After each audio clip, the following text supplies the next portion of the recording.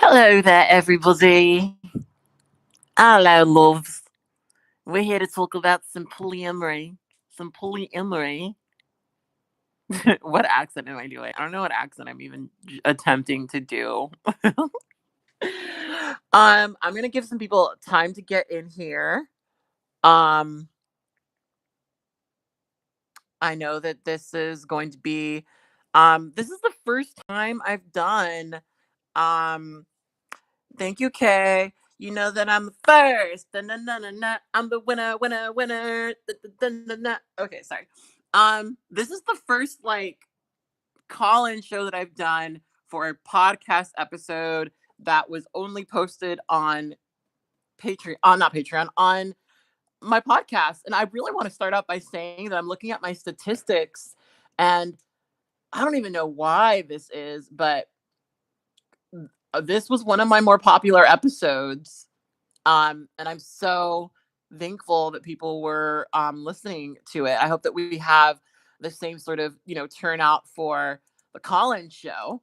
Um, Still kind of figuring out if doing a call-in show on Tuesdays in the middle of the day is the best idea.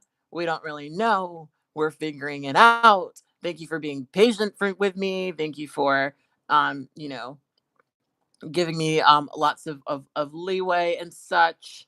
Um, I am going to give a little bit of time for people to come in. And then I think we will jump into the conversation and open up the calls for folks. Um, but, for now, we're just gonna, give it some time for people to come in. Hey, art and film. Hey, Mr. Crimson Eyed Prince. That's a great name. Crimson Eyed Prince. I meant a Crimson Eyed Prince on a summer eve. Sorry. Hey, blurry faces, poggers. What does poggers mean? I know pog means like play of game, but you kids and your talk, you kids and your slang. Uh uh Poggers. I love poggers. My best friend is totally into poggers. Whenever I hear poggers, I think of like pogs, which y'all are too young for that. Y'all are way too young for that. None of y'all probably even know what pogs are. Does anybody remember pogs? No, no. I never played with them, but I remember they were very popular in our school to the point where they had to get banned. Um, Hello from London.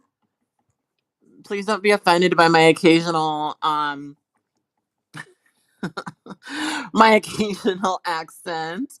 Um, oh my god, you collected pogs. I never understood it, honestly. I really didn't get it. I mean, people love them, but I super didn't get it. I was like, all right, it's their pieces of they're like these hard pieces of plastic. And yeah, I guess that is appealing. Um for some folk. No, not a fat ass white girl. POGS. Back in my day when there was fat ass white girls. God, why would that ever be a thing that I would ever say? My mic isn't working. You guys can't hear me? You guys can't hear me. Wait a minute. You guys should be able to hear me, yeah? I don't know why people can't hear me. Mm, well, I need to hear from people that you can hear me because we got, 100 and some odd folks in here. I can hear you. Sound is clearer now. I wonder what happened. Hey, Swoop fan. Um, all right, you can hear me. All right, let's get into it, love. All right, so I'm gonna open up the calls, and actually, so side note, I if listen to last week's. Did any okay? Let's just before we get into this, did anybody in this chat listen to the edited call-in show for Kink at Pride? I just want some live feedback. Hey, Raul, Yadav, thank you for watching me from the Himalayas. Oh my god.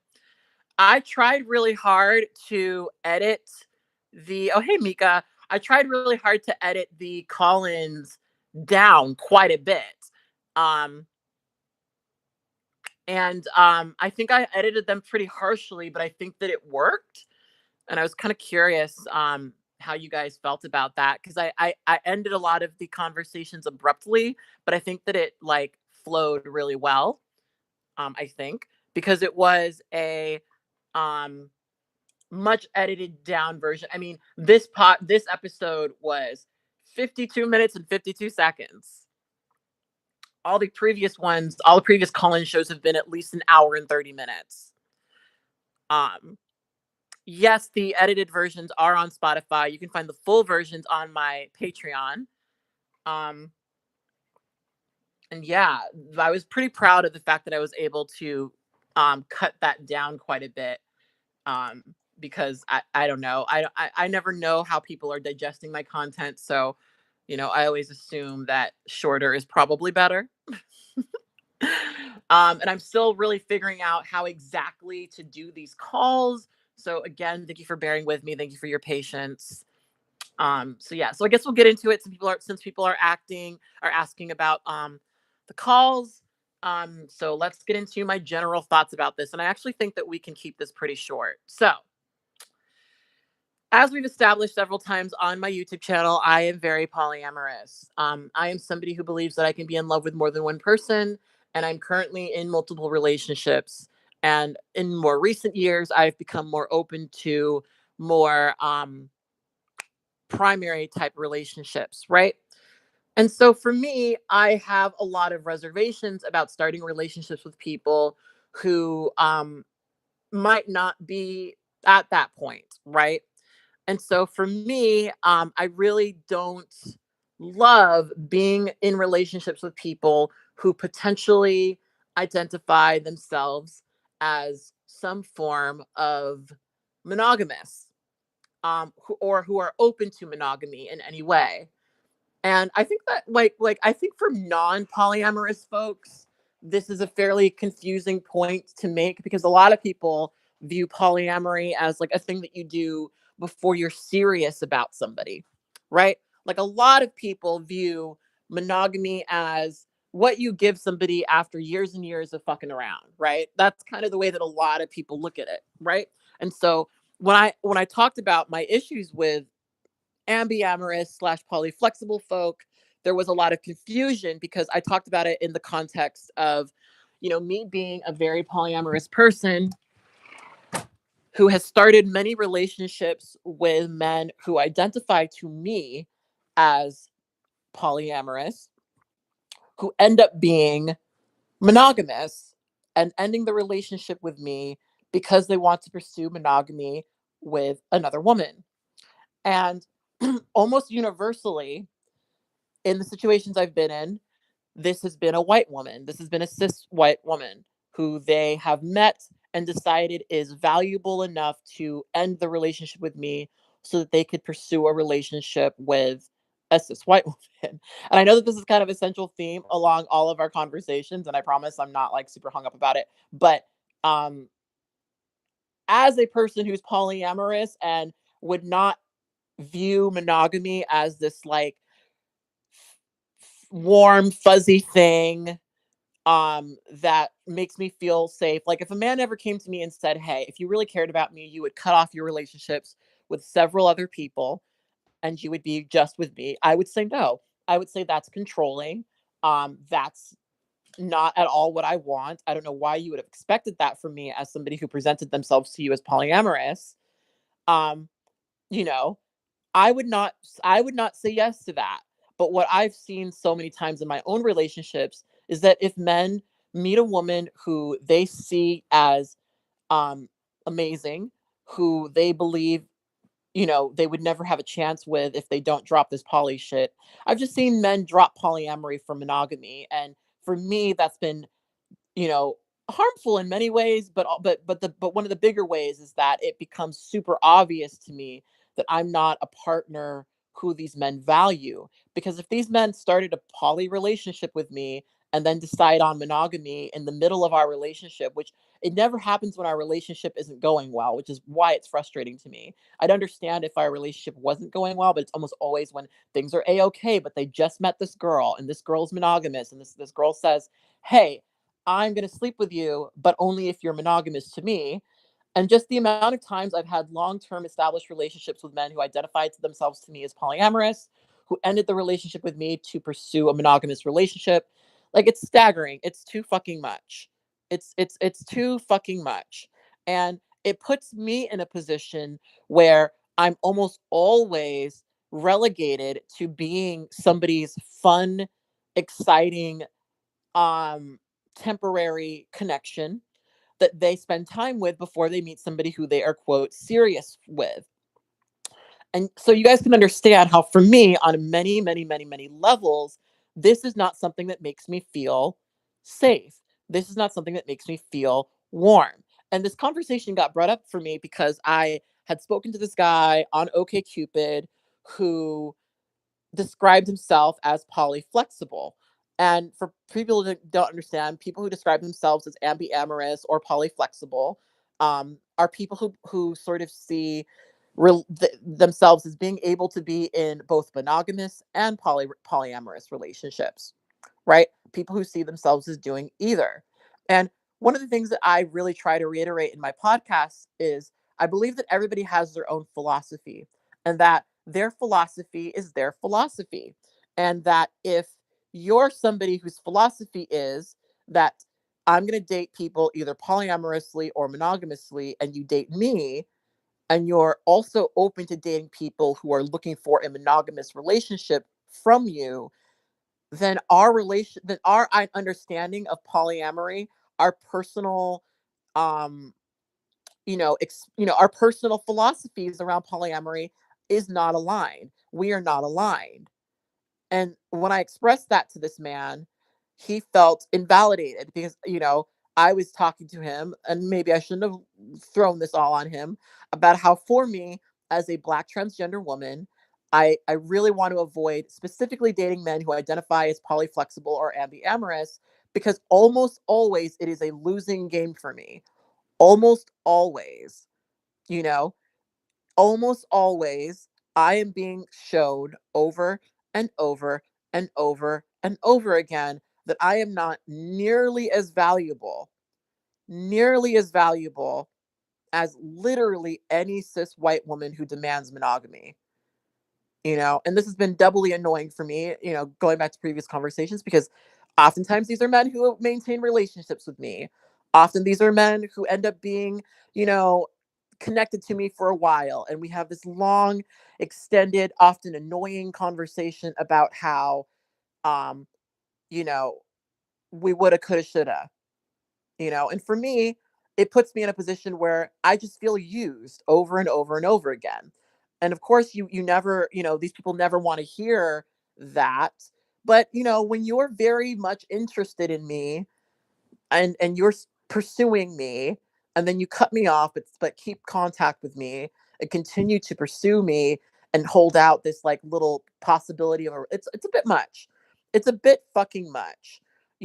So I don't ever want to get on my fucking polyamorous high horse and say so and so isn't poly. But for me, if I'm not open to monogamy, that's why I'm polyamorous.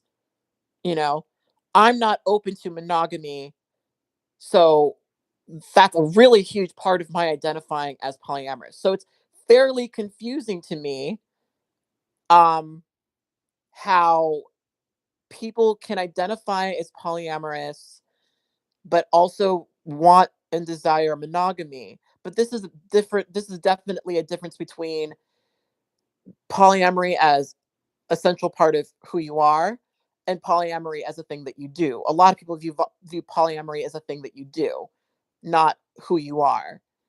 And so I think that this is a really complex conversation. We're going to open up the lines right now. I think this is a super complex conversation. If there's any mods in the chat, I would really appreciate if you pinned the phone number, even though it's on the screen. Um, I think that a lot of times, like what I've ran into quite frequently is I think 100% men who view polyamory as this like quick thing, this thing you're doing before you get into a long-term monogamous relationship. And that for me is not poly. You know, in my podcast I talked about commitment, and a lot of people view monogamy as the ultimate commitment, and a lot of people see polyamory as incapable of commitment, you know? And to me, that's not it at all, you know? To me, my polyamory is several commitments to several people, you know? Several commitments to several people. It's not you know, monogamy is the apex of commitment. I give monogamy to the person who I want to commit myself to, you know? That's not, you know, that's not the way I look at stuff. And I personally, as somebody who's not going to see monogamy as like a warm, comfy thing, I'm not going to see um that as a healthy mindset for me to be around. If you're somebody who is quote open to monogamy and you're in positions, because like here's my thing, here's my biggest issue.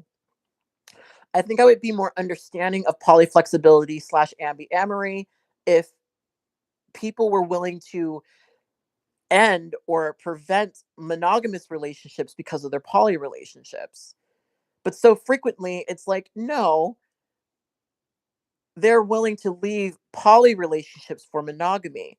And there's so many layers to this because socially, there is a structure for monogamy, right? We're all socialized to pursue monogamy. We're all socialized to, you know, entertain that structure. And so monogamy for so many people is just easier. And then there's also the more complicated conversation about what exactly is monogamy. There are some people who call themselves polyamorous because they want to have sex with multiple people. Well, there are people who are in relationships where they've got one long-term romantic relationship that occasionally has a sexual component that includes other people, right? And so they define that as monogamy. That is how they would personally define monogamy. They have a loving relationship only with each other, but they have sex with a bunch of other people. For some people, that is polyamory, you know? And so I feel like it's just these are conversations that need to be had. Um, Somebody says monogamy is a safer relationship structure. That's how it's viewed by many people. I don't see it that way at all, personally, which is why I think it's so important to have conversations about our philosophy early on, you know? Um, somebody's saying, "Yeah, that's pretty poly." See, I don't see it that way. I mean, I don't see poly as, and we've talked about this in previous conversations, I don't see poly as fucking multiple people. I don't. I really don't. I see poly, and this is my personal philosophy, as the capacity to be in love with more than one person. Polyamory, many loves. But so many people do mean it to mean sex with multiple people. And so, in this time where people are using this term to call, to describe themselves, I just really think it's important to understand what we mean when we say polyamory. So important. So important. Because I don't want to start relationships with men who aren't interested in the potential of I mean, not every relationship I'm in has to have commitment, right? But as I get older, I think a lot about that. And I don't really want to give my time and energy to somebody who's just dating me until they find monogamy. That is 100% a relationship structure that I would like to avoid. I would love to avoid, you know? So that's just personally me. And I have had a lot of frustration with folks presenting and identifying themselves as polyamorous, but really meaning I'm fucking around until I find somebody to commit to, which for me is functionally the same as monogamy. Because most people who identify as monogamous are fucking around until they find somebody that they can commit to. Um, and I just don't totally get the self labeling when that's not what they mean. But anyway, we've got a lot of calls. We've got 6 people on the line. Um, and so I'm very curious what everybody has to say. I will say before I take calls, this is an important thing to say. If you are uncomfortable with this phone call being used in a podcast, please do not call in. Don't call in. If you don't like if you're closeted and poly, for example, and you think that somebody is going to listen to the show, recognize that it's you, find out who you are, and da da da da, please don't call in. I really don't want to have to edit around people who don't want to be included in the podcast, because that's what this is. I really appreciate, this is another thing, I really appreciate people who are calling in to talk to me, and they're very excited to talk to me, but I'm going to end the conversation abruptly if that's what it is. If we're not going to stay on topic, um you know, I'm probably going to end the conversation abruptly. Um because, you guys have to keep in mind I have to edit this later.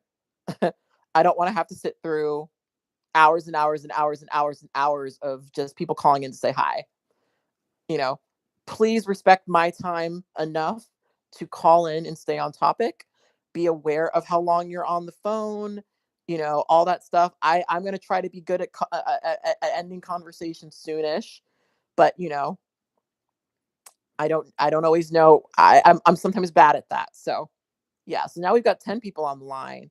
Um so yeah, and people ask, can we curse? This is going to be on a podcast, so feel free to say whatever the fuck you want. That's one of the cool things about podcasting, is we can definitely say more and do more.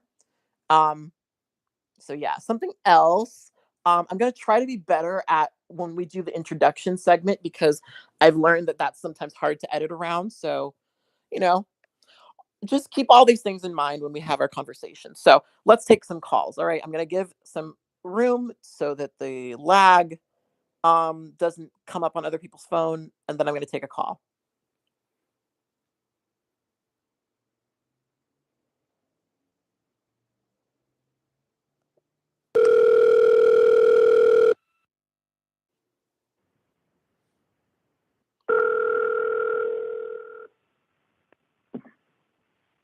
Hello. Ooh, not Hey, yet. Pat, it's Mecca again. Hey, Mecca. Thank you for calling back in. Yeah, it's good. Yeah, it's good to hear from you, but I won't be on the line long. Mm. You might want to mute the But background. yeah, hold on. Let me get off the.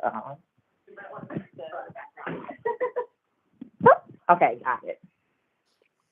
Well, hey, Okay, Mecca. but yeah, like I was saying. Okay, so I was actually calling because I'm only going to be on the line for like a little short, only because it's not exactly your situation, but it's very similar. I think it more so has to do with coming from a Black trans woman perspective.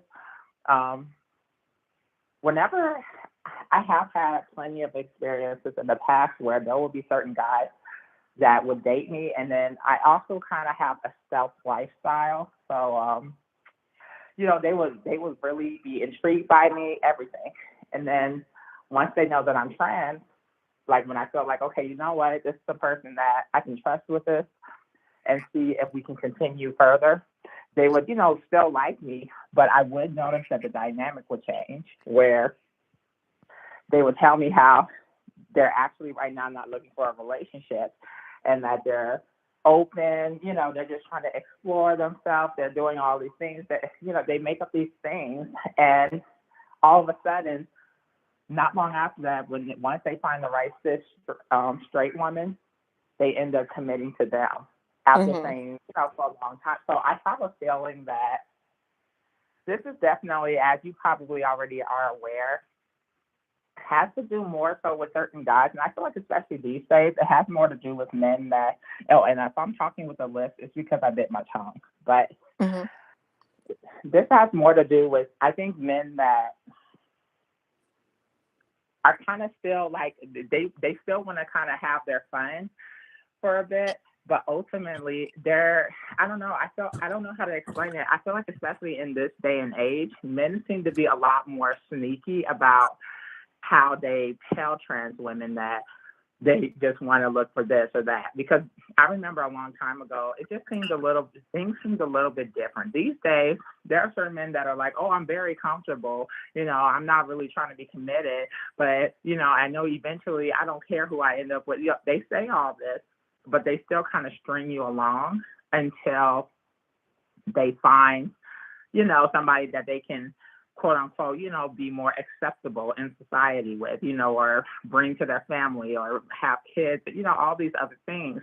And I feel like at the end of the day, when I really explored those type of men that acted like they were so confident, I started to see signs that they really weren't as confident as they said they were with themselves. They were very insecure. They were very, I know this isn't a proper medical term for this, but sometimes it seemed like they were kind of narcissistic and very kind of self-absorbed with some things. And when they were confronted about certain games, those men will become very irrational. I've experienced that. And so I think that is definitely, when we talk about when you mix something like polyamory in the mix, something that a lot of people just aren't aware of and don't understand, that tends to make it like a lot of people do treat polyamory as something that is more like an experiment than they do, something that's actually, and not realize that that's actually, just a different type of relationship of who a person is. We live in a world that kind of teaches you that ultimately, in a Western society at least, that monogamy is the ultimate, ideal for a relationship. That's like, and everything else is just, fun, temporary, whatever. Heterosexual, cis-normative relationships ultimately that are monogamous are the ultimate, actual thing that you're going to be wanting in the end. And I think that is so heavily ingrained that's why when people do play around with something like monogamy, they're looking at it like, oh, it's just like an open relate. It's just like having fun and I've been in a situation where I used to try to experiment to figure out what I liked and what I don't like. And I realized because I was dealing with somebody that was that has more of a polyamorous personality type, but he's kind of still learning and realizing that. I realized to start different. Like I realized that I can tell that I myself, whenever I'm with somebody, I'm not a polyamorous type of person. I'm open-minded.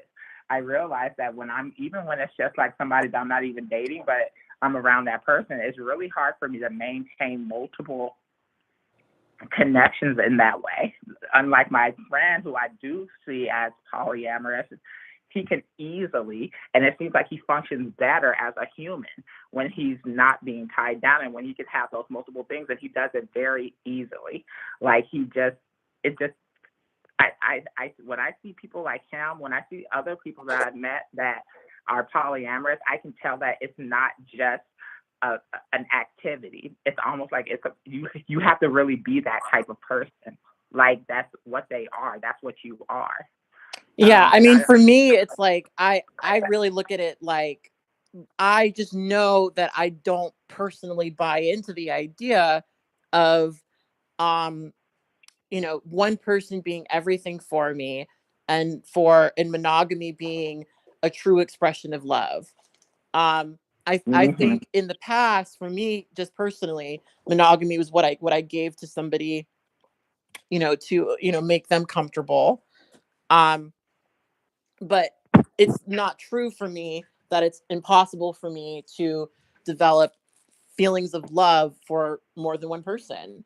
That's I don't I can't speak to how other people view things, but like I said, for me, poly is about love.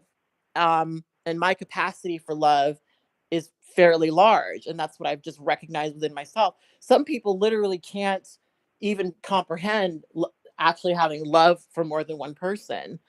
And I Mm-hmm. get that. And I think that that's valid. It's just not the way that I personally have, see stuff. Love for me is very wide and it's very, very, open. And I don't just, I saw somebody commented about how some people are just polyamorous because they want to sleep around. And it's like, ironically, I sleep That's around not a lot poly. less because I'm polyamorous, because I have to think about not just my partner, but also their partners. And so, I have to be very responsible with who I connect with, because I could potentially be exposing my other partners to things because of my own sexual actions. And so, I think that a lot of people do use poly as like, I'm going to explore. This is like my little excuse to explore and to try new things. And I don't really want to discourage people from exploring and trying new things. And, I think that, when you're mentioning men using poly to do that, um, I have conflicting views, because on one hand, I think that men should be able to sexually explore themselves, and I completely support, um, trying to, do that. I think that you have to do it honestly. I think that you have to be clear about the fact that that's what you're doing. And the problem I often have had with men is that that's not what they're communicating. They're not telling you that I'm just trying to experiment. I'm just trying to figure myself out, because they know that if, they know a lot of men have learned that trans women don't want to fucking hear that, They don't want to fucking hear, That's what I was you know, getting at. that Yeah. the only reason we're talking is because I want to experiment with you. They want to hear, they want access. And so they're going to say what they need to get access, and I think the problem I have in general, just bringing it back to the conversation, is a lot of these men aren't honest.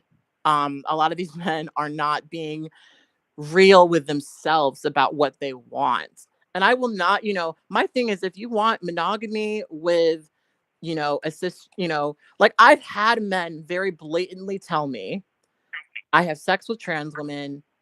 I only have romantic feelings for cis women, you know? Mm-hmm. And does that sound harsh, and does it lead to me not wanting to be with them? Sure, but they're fucking honest, and that gives me an opportunity to make a decision. Like my issue with a lot of these men who have said that they are polyamorous is that I was never really put in a position where I understood it all. They didn't tell me about the fact that they were dating another person. They didn't tell me about the fact that they were currently seeking out and pursuing monogamy. So it's just a surprise to me. And if I knew that, if I had the information, if I was aware, because most of the time when men have left me for monogamy, they're not people who have described themselves to me as ambiamorous or polyflexible. It's been, they just meet somebody and they decide to be monogamous with that person. And I'm happy when people find each other, but I didn't need to be involved. I did not need to be involved. Like, let me save my time and energy and resources and all this other shit, because we're not aligned.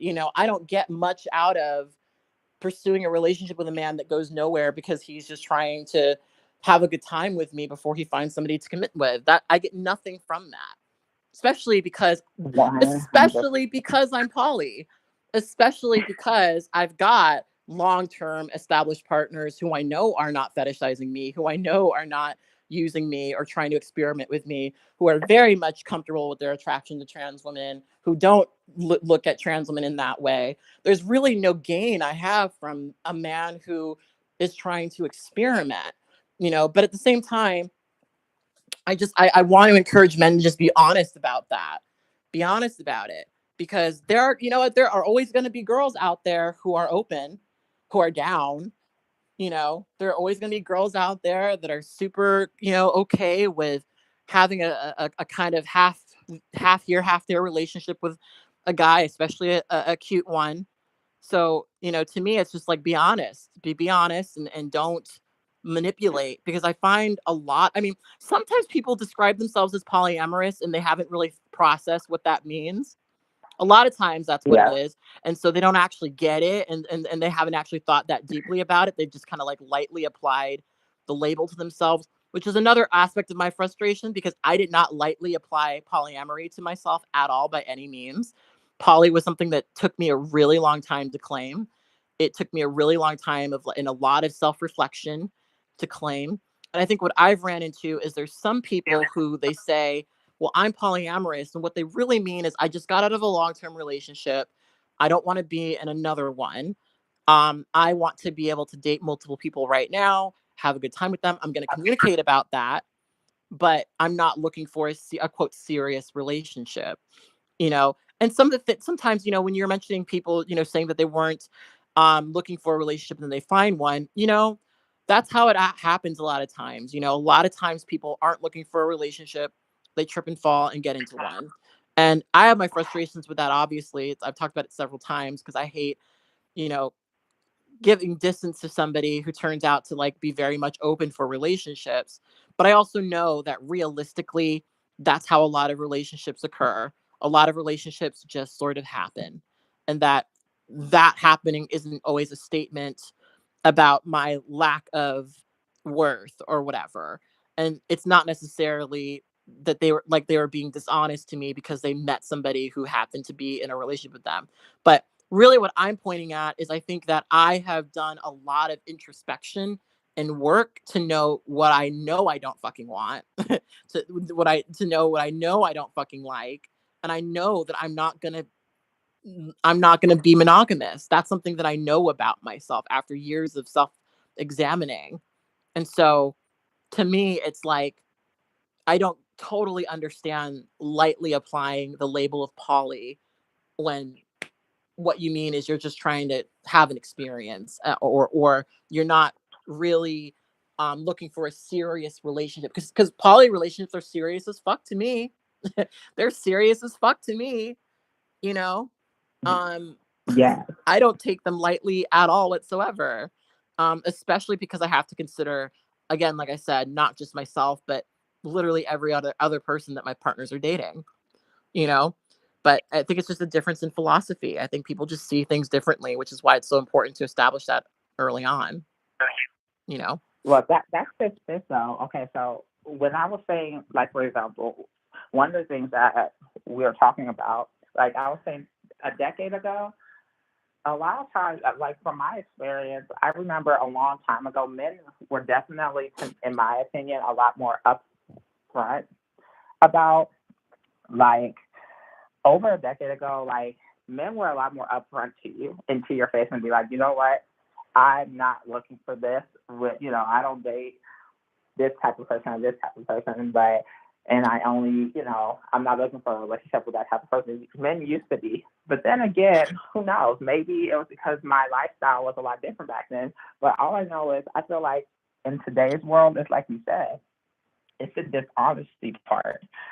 I come across these guys that I feel like they kind of string you along when it comes to the whole I'm open.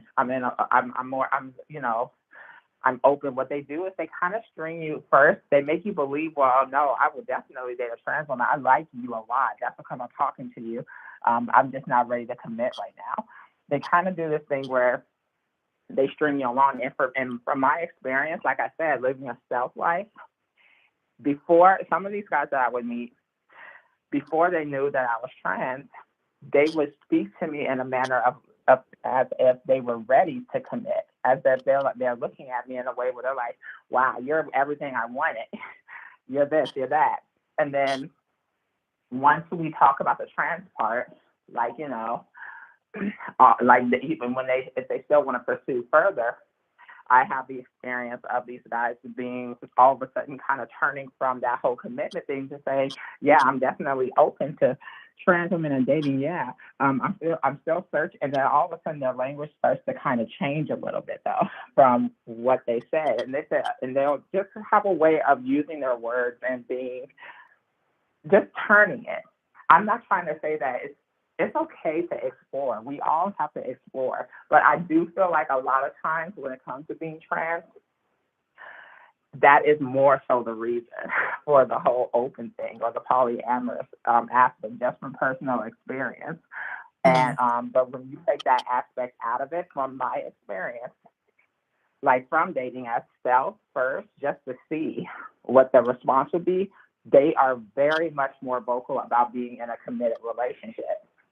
Mm-hmm. Um, and so that to me is the part that kind of comes off as not even just being disingenuous to me, but being disingenuous with yourself when you act as though you're very comfortable with this or that, and you're not really comfortable. Your actions, are kind of flaky, and it always kind of pops out. But going back to the whole subject on polyamory, and it kind of goes back to something that we both already mentioned. A lot of people are not educated on what polyamory really is, and I feel like, especially if you're a Black trans woman that's polyamorous, deep down, if the man isn't really polyamorous, he's almost looking at you as like this excuse for a fun time. He's saying to himself, "Oh, well, she's with multiple people.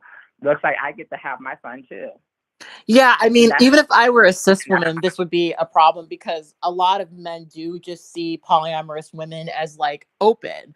And and I've had conversations with men where they're like, I like that you have other partners because it means that I don't have to have a lot of like responsibility with you.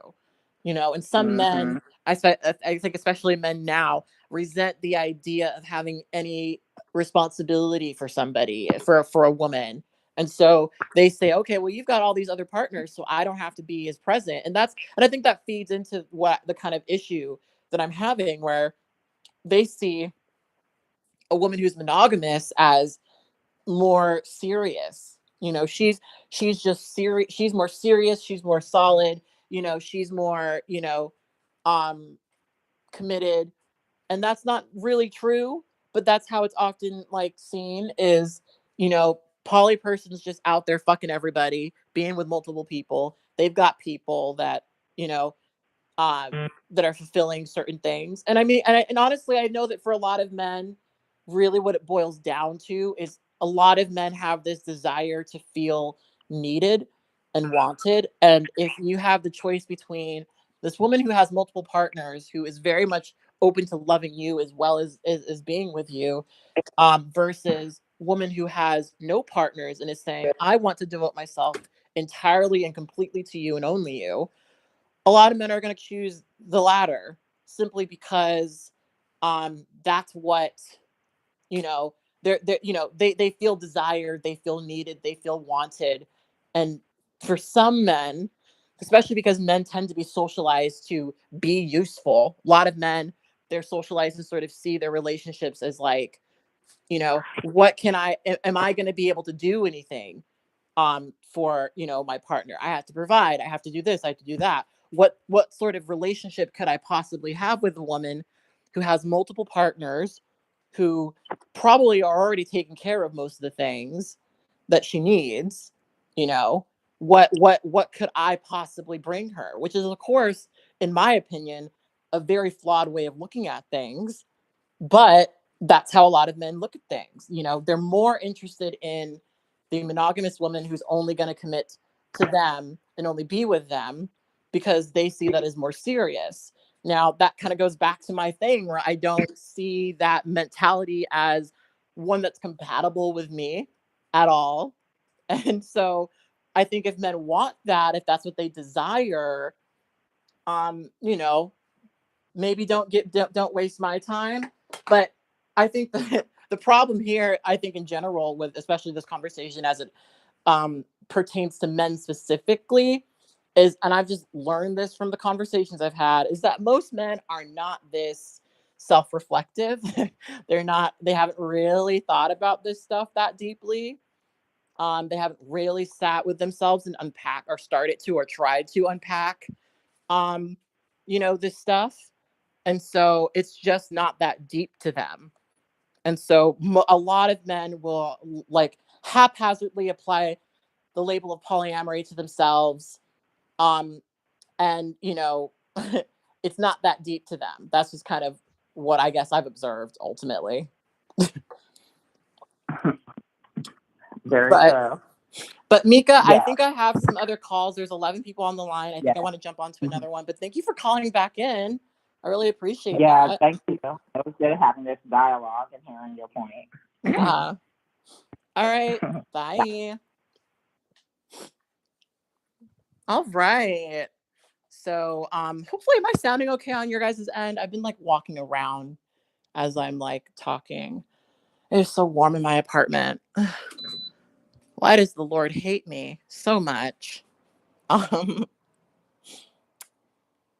so we're gonna take some other calls. I've been partially reading the chat, and there's like a million things to reference and talk about, but um, I will not focus on that, and I will let me plug in my phone.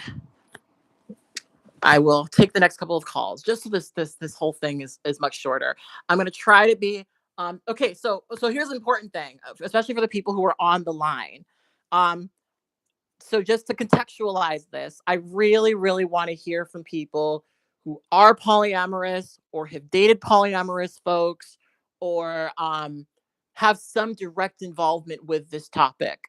Um, Love having people's opinions. Obviously, that's great. That's what part of this is here for. But keep in mind that I do have to edit through all this stuff, and I really want to have conversations about experience. I want to especially speak to people who identify as polyflexible or ambiamorous, because I know that I had quite a bit of pushback when I expressed my sort of my position, because for a lot of people they don't believe that monogamy is the thing that they give the person they value the most, which is kind of my point of contention, because I don't see how it isn't. I really don't see how it isn't, and I think I'd really love to talk about that. So if you got some input on that, would love to hear that as well. So yeah, I'm gonna take another call. How long are we gonna be here? Hopefully not for 3 hours. I've got 11 calls. I'm gonna see if I can get through most of them, but no promises. All right. I'm going to give it some silence and then we're going to get into it. Please mute yourself. If you're getting a call, you should know that you're about to get a call. Please try to mute the stream, rather, not yourself. You keep yourself on mute the stream. Okay, silence.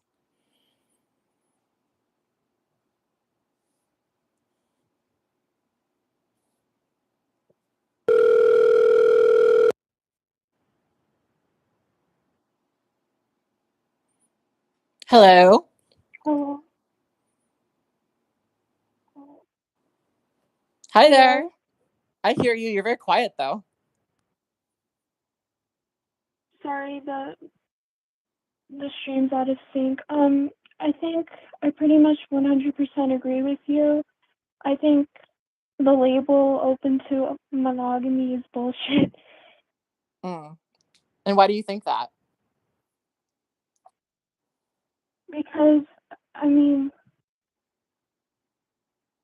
sorry, I'm a little nervous, but I think I can get through it. I don't know, it's just a waste of time. Like, if you're just using polyamorous people and just until you find like the perfect monogamous relationship, it's just a waste of time to me. Yeah. Do you have direct experience with this? Yeah, I have.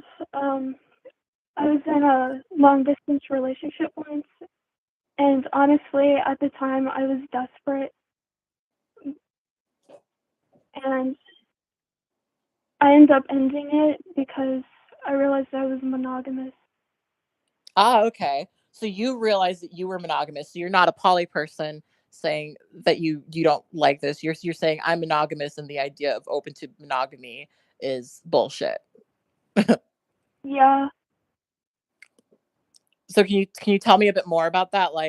So were you in a situation where, because you were in a long distance relationship, you entertained a lot of you guys were in a poly thing? Because that's what happens with long distance relationships. Like, you end up in situations where people are like, hey, we're not physically together, so let's be open. And that can be complex. Was that your situation? yeah, I think so. Well, tell us a bit more about it.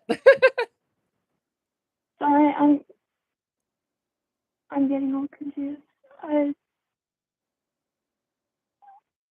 I was just desperate at the time, and I just wanted a relationship so badly, you Mm. know. And this person, I guess, accepted me. Sorry, I'm terrible at explaining things. It's okay. It's okay.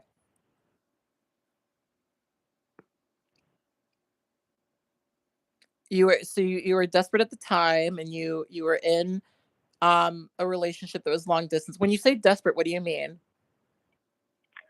Like, I really wanted a relationship at the time. I was sexually frustrated, and I just wanted somebody to like me. Mhm. So I was willing to go into a polyamorous relationship, but on reflection, I just wasted my time Mm. When you say wasted your time, why do you feel like you wasted your time? because I realized I didn't really feel anything. Mm. You mean like you didn't feel like romantic feelings around that? Like, what do you mean? Like I didn't really feel attracted to this person. I didn't really love them. I just wanted to be in a relationship because I was that alone, Mhm. and I feel bad about it. But But so through that relationship, did you kind of learn like I'm definitely not poly, and I only really want to pursue. Like, did you feel like being in a long distance poly or relate long distance relationship with a poly person was kind of like a waste of your time, and then like you only wanted to give your time to monogamous folks? yeah, I I just I think having to worry about somebody else's partner is just too much for me. So Mm, mm. Yeah, that's understandable. Did you just didn't like? Did you just not like the idea of especially having the distance, and then also the idea of somebody yes, else like pursuing them and what that means and like kind of yeah, yeah. Yeah, I get that. I get that. I have that anxiety occasionally even with my long distance partners, even though we're poly. mm, So that's totally understandable. That's totally understandable.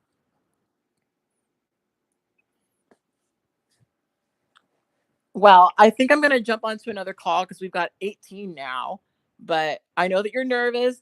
Don't be too nervous though. Feel free to call in next time we have a conversation. It's chill. Keep in mind this all gets edited. So I'm yes, always I editing know. people's pauses and things. So don't be too nervous next time. But I am gonna jump onto another call. Okay. Okay, All right. Thanks for calling in. Bye. All right. I totally understand people who are nervous. I totally get that, you guys. If it makes you feel less nervous, especially like listen to if you get a chance. For those of you guys who are my Patreon members, um, like listen to the live call-in shows, like the full versions, and then listen to the edited versions. I do so much editing around people's like pauses and things that people who called in and were, harder to get a conversation out of, um, do not sound like that on the final call. So don't be too nervous. I totally get it, you know. But you did a really great former caller. Um, so thank you for calling in and sharing your perspective with me, giving me your true tea. I'm pouring myself lemonade. I'm going to take another little bit of silence, and then I'm going to take the next call.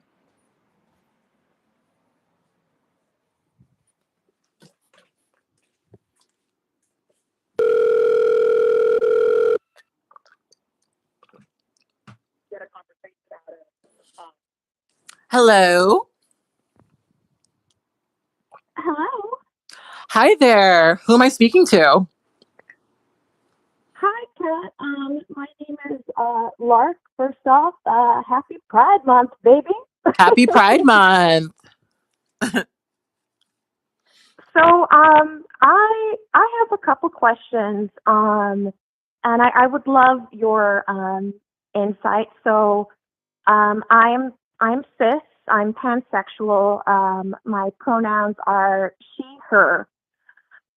I really like I'm new potentially to polyamory. A couple of years ago, I wanted to become part of a community. I met up with local meetup groups, kind of got more into the whole, BDSM scene too. Did not have a good experience. I'm someone where I totally believe that love is love, and as far as polyamory is concerned, that, you should be able to enjoy being human and to enjoy experience love in all of its forms with multiple partners, because I think each partner is potentially, unique, and it helps you grow as a human being. My whole thing is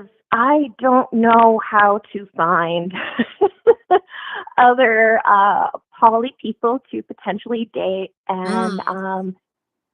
get to know.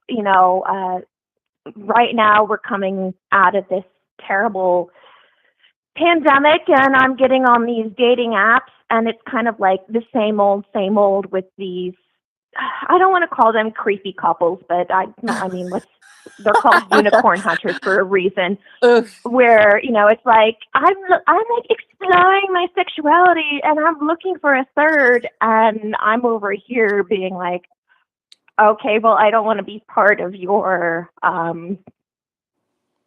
thing. Like, Yeah.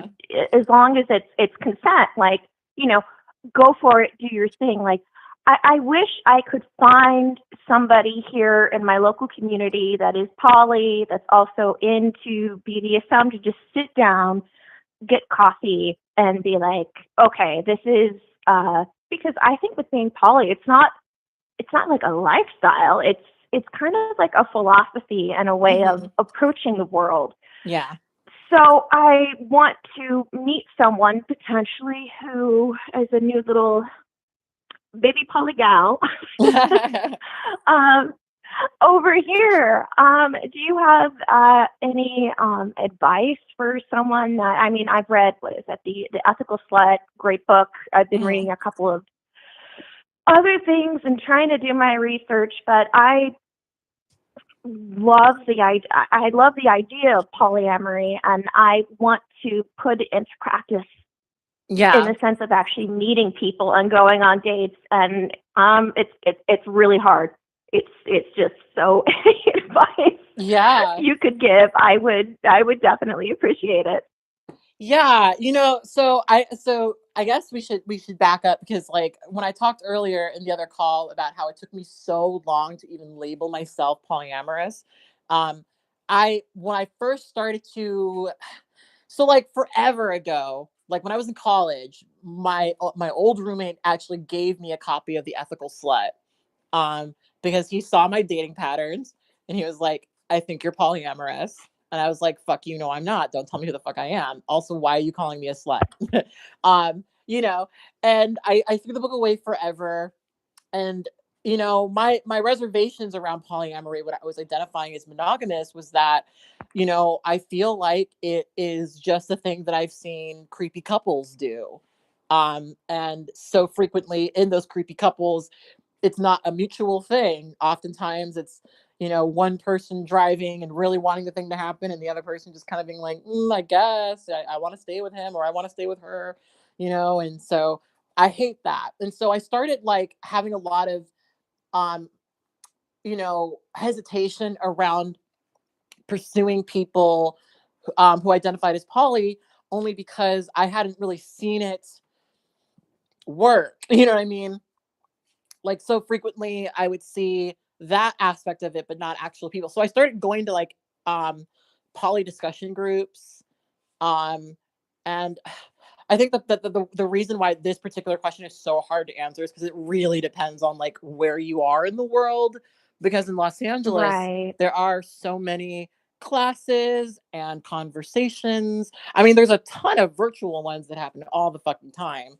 I know of several processing groups where people from around the world will come together and have conversations about polyamory. And, I think that they can be very productive. Um, I would say, if you're trying to meet people, going to one of the many poly processing groups, or just going to a specific poly munch. We have a polyamory munch out in Los Angeles. And that's, to me, that's a great place to start meeting people. But I would definitely start with the like classes and poly processing conversations, because then you've got people who are at the very least processing their polyamory. Like half of the Right, couples right. that are like unicorn hunting on OkCupid, which side note, I think that might be next week's. I think that might potentially be next week's episode because I have a lot to say about unicorn hunters. But like half of those people, they're not thinking about that. Their whole thing, their label of poly is literally limited to I want to fuck a woman with my partner, and that's literally it, or we want a girlfriend, which we won't get into all the reasons why that's often not working. But a lot of times you meet people who poly is really just a sex thing that they're doing and not a thing that they are actually Right. working to think through themselves. So I spent so much time like going to these groups, having these conversations, even talking to couples who were polyamorous and understanding how their life functioned and all this other stuff before labeling myself polyamorous.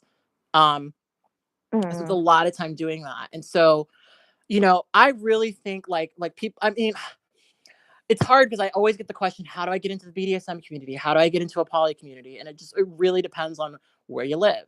If you live in a major city, Right.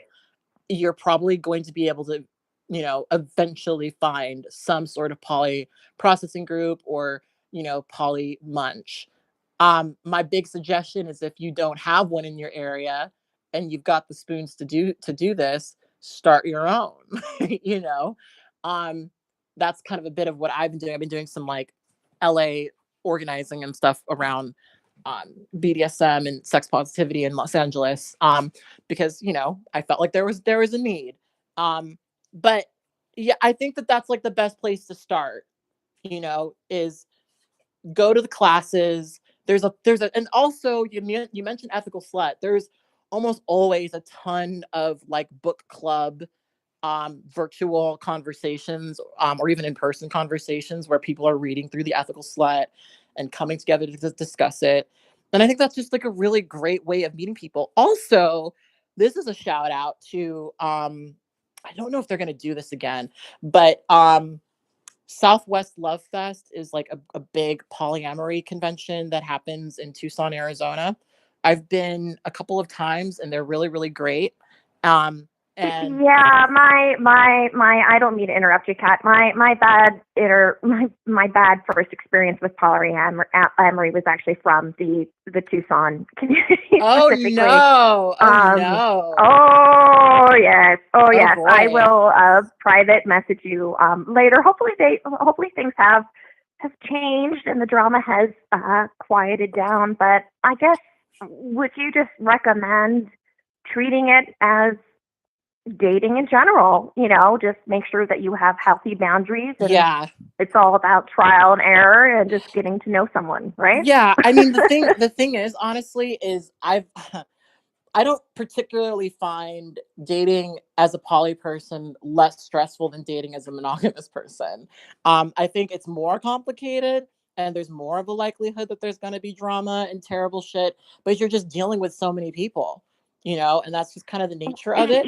Yeah. Also throw in being queer and all of the weird nuances in our community, and it makes hmm everything even that much more interesting. Yeah, yeah, yeah, it does. And like I think there will always be some degree of drama and stuff. Like I know so many people who like, when they did their early step, tiptoeing into the community and then found it to be too dramatic or too, messy and they were just like, "You know what? Nope, I'm fully withdrawing." Um, Right. you I know. don't want to be on the call with you for too long. I know you have a lot of other callers that are waiting, but as far as polyamory is concerned, can you give us a minute or two? Do you believe that when you're beginning with polyamory that all parties should be sober and consenting? Like I understand that I mean, everybody gets yeah. nerves and can be a bit uncomfortable, but especially like with BDSM, so much about it is sobriety and consent. Yeah, I mean, absolutely. I mean, I mean, I guess it's I mean, yes, obviously, I think people should all be sober and consenting and all that stuff. I just, you never, I don't, poly could be like, are we talking about sex? Are we talking about directly kink? Because there's plenty of poly folks who are not kinky and don't do that at all. Um, or Well, you know what? I just want to say thank you so much, Kat, for taking time. And it's been a pleasure speaking with you. I think that your podcast has a lot of potential. And right now, as we're talking, you already have like X, Y, and Z potential topics that you can hopefully focus on for future podcasts. But let's get off the phone, and I look forward to listening to the rest of your stream. All right. Well, thank you for joining and calling in. Okay. Thanks, Kat. Bye-bye. Bye-bye. Oh my God, we got 27 people on the line. All right. So I do want to reiterate that I'm really wanting to talk to people who have a specific view on this topic. I think we've had a couple of callers that wanted to go off topic, which is sort of fine if it's tangential, you know, but you know, I would really like to focus on the monogamy conversation and the topic that we're having at hand. But I understand that like this is a super intense conversation because most people are still understanding polyamory. I realized when I had posted the screenshot of the show that quite a few people didn't really get what I was talking about. Because their understanding of poly was not 100%, and they poly flexible. What's that? That we had like an annoying conversation about why are people making up new terms in the comment section. I'm sure a lot of you guys saw that. You know, it's muy complicado. Or complicada. Somebody corrected me on that. But yeah, it's complex. It's complicated, and I know that not everyone gets poly, but I definitely want to hear from people who have direct experience from that and have lots to say about that. So just be thoughtful of that. Be considerate of that. We've been here for an hour. I don't want to be here for 3. So, you know, if you're somebody who is not in the things I just described, love that you're calling. Just be aware of the fact that we've only got so much time here, and you know, I don't want to miss people because I always end up missing people. There's always people who, you know, don't get through, and I always feel really really bad, especially because the way that this works is I guess whoever calls first, you know. um but yeah, anyway, let me take this call. Let's be quiet for a bit and then we'll take the next one.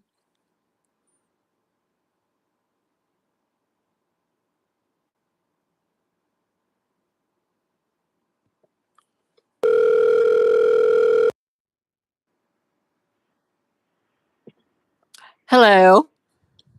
Hello, Kat. How are you? I'm good. Who am I speaking to? You're speaking to Pup Rush, a puppy player actually from your backyard. Oh, well, hello, Pup Rush. So I am big poly puppy. And I definitely want to talk a little bit more about your contention of monogamy kind of being like this, like super like the end relationship goal, I guess you could say. Mm-hmm. And how I definitely see it from a different perspective. Oh, great. Let's talk about it. All right, super. So for me, I was in a couple of monogamous relationships that kind of sort of after a long time lit themselves on fire, and it just felt like I was this really big fish and this really really teeny tiny pond that, you know, I couldn't allow my relationship to flourish and grow with the confines of just that one person. Mm-hmm. And don't get me wrong, these people were amazing, but it's just that I feel like my love is big enough for more than one person to be involved. And of course, they were more of, if we're in it together, and that's it. But then when I found my current partners, it was more of a, I love you as much as I love you, and we could just move forward together. There were certain things that I got out of each different person that helped me to grow into this fantastic, fabulous puppy that I am today. Mm. So, like, did you kind of see those relationships as like building you up to the point you are now, like almost stepping stones to the current relationship that you're in? Uh, well, actually, yeah, I can definitely say that. That Mm-hmm. being in those relationships at first, like when people say, oh, well, polyamory is just fucking around until you find somebody that you want to be with. This was more of seeing how relationships work and how they don't work, and figuring out which parts really fit for me and which ones don't. And the I don't want to say confinement, because a lot of monogamous people are fine being monogamous, but Yeah. that the freedom to be monogamous, the freedom in monogamy that some people find are the chains of monogamy for me. Yeah, I mean, I feel the same way. I mean, I don't feel warm and fuzzy by all of the things that people are super excited about with, because I remember when I was younger and I was monogamous and like, or I identify as monogamous, or I felt that I was monogamous, however I want to phrase it. And I remember feeling like this idea of a man wanting me and only me and being with me and only me, that was so attractive, you know? Um, and that, I mean, it's, it's not, I don't know, like, to me, that came from us, and I can only speak for myself. For me, some of that came from just insecurity of, like, if somebody else was with my partner, or my partner's with somebody else, this would mean that our relationship had less value, and I don't think that that's true, really. But obviously people can make you feel devalued when they treat other people a certain way or engage with other people, but that's not always how it, actually works. Like, I found that I bought into some fairly inaccurate um ideas of what it meant to be in a like the idea that love is something that only happens monogamously is not something that I buy into personally. um you know and so, yeah, I similarly don't see all of the warm and fuzzy things from um monogamy that a lot of other people do, because it feels like monogamy for me feels unsafe. And it's not and it's not Very even true. and it's not even because I don't think that, I deserve a man who commits to me or whatever, but it's more like I just doesn't feel warm or comfy or protected to me personally. You know, that's just kind of where Oh, I'm I at. definitely agree with that. Yeah. I definitely agree with that. I also feel like for everybody, like the apex of a relationship should be somewhere where you have the ability to make one person or multiple people feel valued, good, and wonderful, Hmm. and that feeling is reciprocated. Like that for me is the ultimate relationship. And yeah, I cannot for the life of me see that in monogamy. I'm glad that some people do, but Yeah. that's just not something that I can pinpoint. And on the experience for my trans sibs, and everyone in betwixt, it's this the thing of, oh, well, we're just fucking around. It's not a serious relationship. Unfortunately, is not something that's unique to that. Hmm. And that's definitely something I would love to see change, because some trans guys are out there making their partner's life Disney, friggin' Oh. Disney. Wonderful relationships. Hmm. Yeah, I mean, it's I think for me, like, when we talk about the trans part about it, it just becomes really hard for me to ignore that there are a lot of people who don't process trans people as serious partners, you know? Like, and I've had this conversation with myself about, I remember, like, one of my big hesitations with being honest with myself about polyamory was, well, I'm falling into this trope that a lot of people have of trans women of, not being able to commit, being all over the place, da da da da da. And that's obviously not how I feel, but that's how a lot of people view it. And that's gonna make it so much harder for me to be in relationships and to date. Um, I have a fairly, I mean, I bitch and moan a lot, but I do have a fairly successful dating life, honestly. I mean, and I feel like I always got to reiterate that, because yes, I will sit here and talk about all the shitty things men have done and da da da da da, but like, I also have several long-term partners, and we're truly good over here, so to speak. But still, it does sort of hurt when I feel the invalidation of myself as a valid partner. And I can't think of a time where I have been left for a trans person.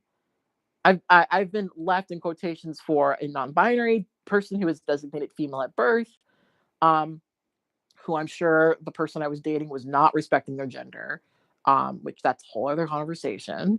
Um, but still, um, it's not. It's hard to not see um, that correlation between you've got these people who claim poly who switch up when it means being in the most socially acceptable relationship, even even when we include monogamy, like I sit here and I've got all my thoughts about this, but I'm understanding of the fact that for quite a few people, there's no structure for polyamory. They can't even imagine a future being polyamorous.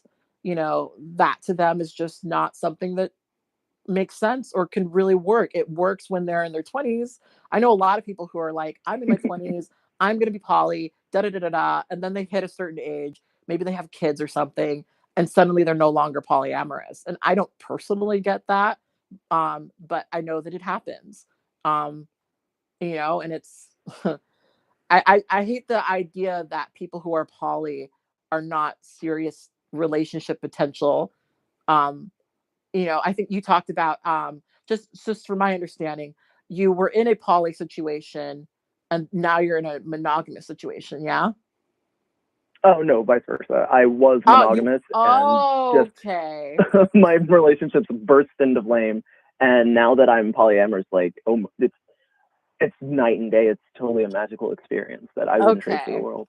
For whatever reason, I totally read it the other way around. I was like, wow, okay. No worries. Yeah, but like, yeah, that's really common. I mean, like just monogamy, like I said, it feels like a trap to me. It doesn't feel warm or fuzzy or comfy at all.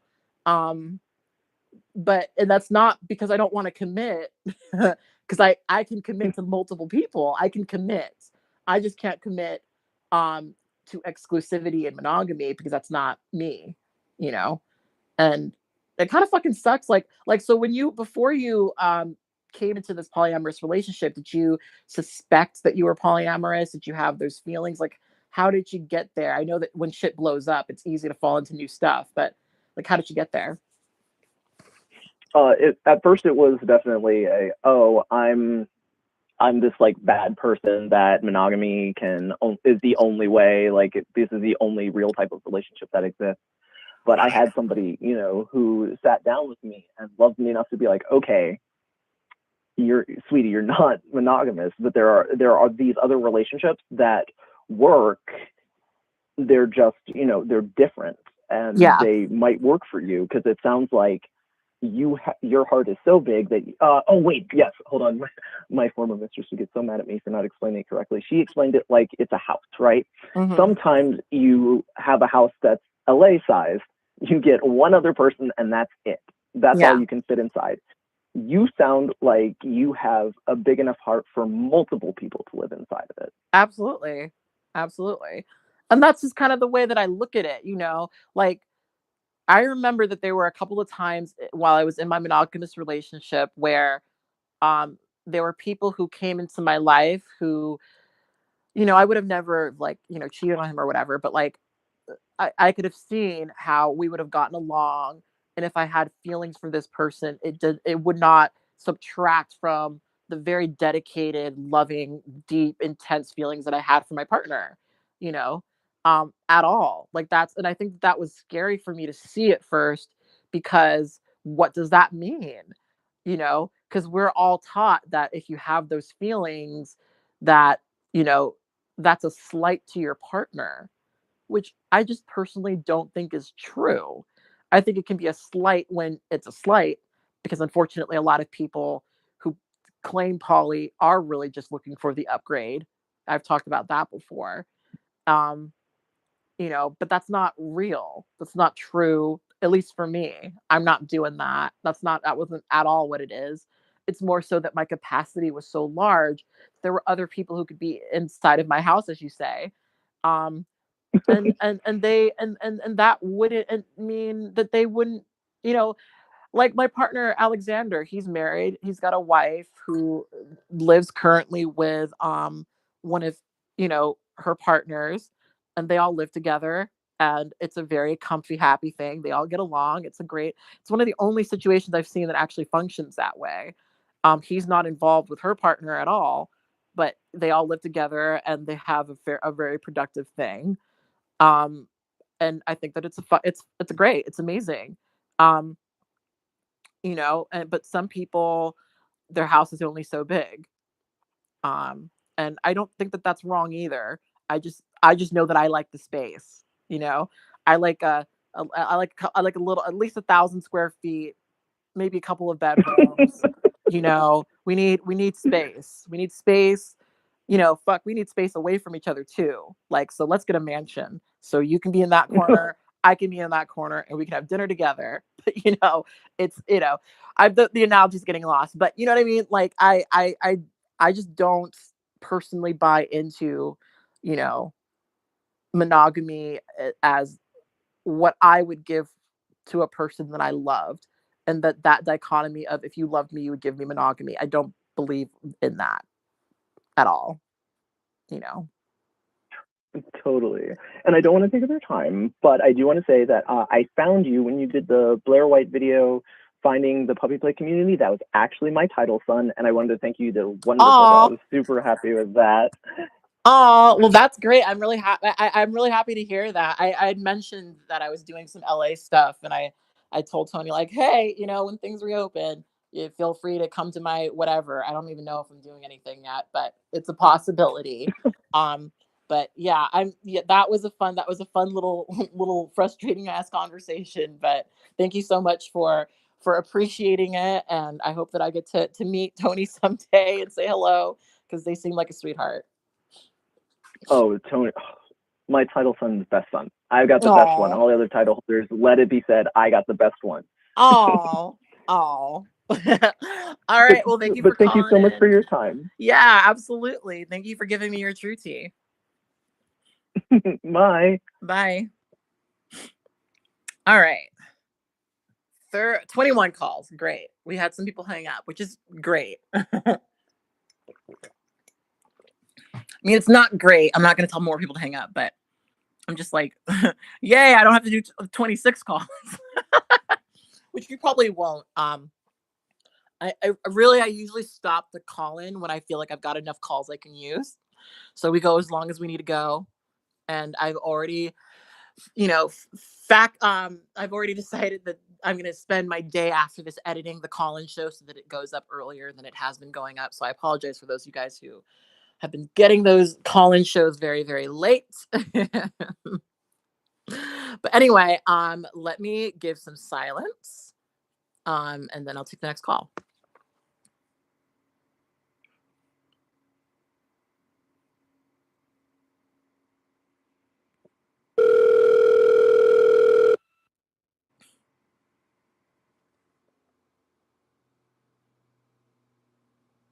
Hello. Hello. Okay, hello, hi. Hi there. Who am I Sorry, speaking to? my mic was all muted. Hi, my name is N10. I'm usually in the chat as that. I don't know if you recognize my name, but With the hi. green avatar. I don't think it's green right now. At one point it was like bluish, but I think I Okay. changed it. I But do recognize yeah, the I'm name. actually really excited to talk to you. I've been watching you for a long, long time. Like since you used to do your little late night cooking streams, like I've been around for a minute. So it's really cool to be able to be on the line with you for a second. Oh, well, I'm excited to talk to you. So, what's your true tea? So, I'm gonna try not to be too like have too much brevity with this because like everyone else, I don't want to take up too much of your time. But I feel like I have a really interesting seat in this conversation because not only do I identify as poly myself and currently I'm in a somewhat monogamous situation, I've sat in a few different positions as far as observing other people's poly as well. Because I've kind of been on the side of poly where I've had a partner that identified as poly and didn't necessarily make it known to me that that was the case. Hate that. And yeah, and so it was a very like interesting situation where, you know, and it was also a long distance relationship. So it was a very interesting situation where, you know, we would have our personal thing and we would talk the way that we talk personally, and then I'd see them, you know, get on to their social media pages and start, you know, flirting and being really romantic with a lot of other people. And so it was strange to me because that conversation was never had with me. So I was, you know, and this was before I considered myself polyamorous. So of course I'm in that situation where I'm, you know, upset and kind of wanting to put them in this negative light, where I see now after being in my own poly that they necessarily may not wanted to have made me feel that way, but I can see that they were in a place in their poly where they didn't really understand how to have that conversation. And I can see where it's hard because, like, in the situation I'm in now, my partner knows that I identify as poly, but he identifies as monogamous. And, you know, he'll try to have these conversations or put me in a position where he tries to understand where I am. But I found that people are so conditioned to be monogamous that they kind of don't even want to, like, the conversation is so taboo that, you know, you even bring up the idea and they're just like, well, fuck, I can't do that. And you know, I've had questions from him where it's just like, so, you know, what do you do? And that's such a hard question to answer because it's not necessarily something that I do. It's just something that I feel. And I've noticed that being in this monogamous situation, a big conversation that comes up is that, you know, well, I should be able to provide you with everything that you want, where a lot of people feel like that's where they want to be, but then you put yourself in a situation where you actually have to do that, and it causes a lot more strife and confrontation than is really required, because at the end of the day, you can't provide everything for somebody. Yeah. And I personally found so one of my big realizations when I came into polyamory was I had been sitting and silently resenting my partner for not being all of these various things. Um, Mm-hmm. and because I had that resentment, I was not actually appreciating him for who he was, and also accepting that he was not that thing and was not less of a person for not being that thing. Um, you know, because that's the complicated thing you get into when you're in a monogamous relationship. You know, somebody has to, in quotations, be everything for you.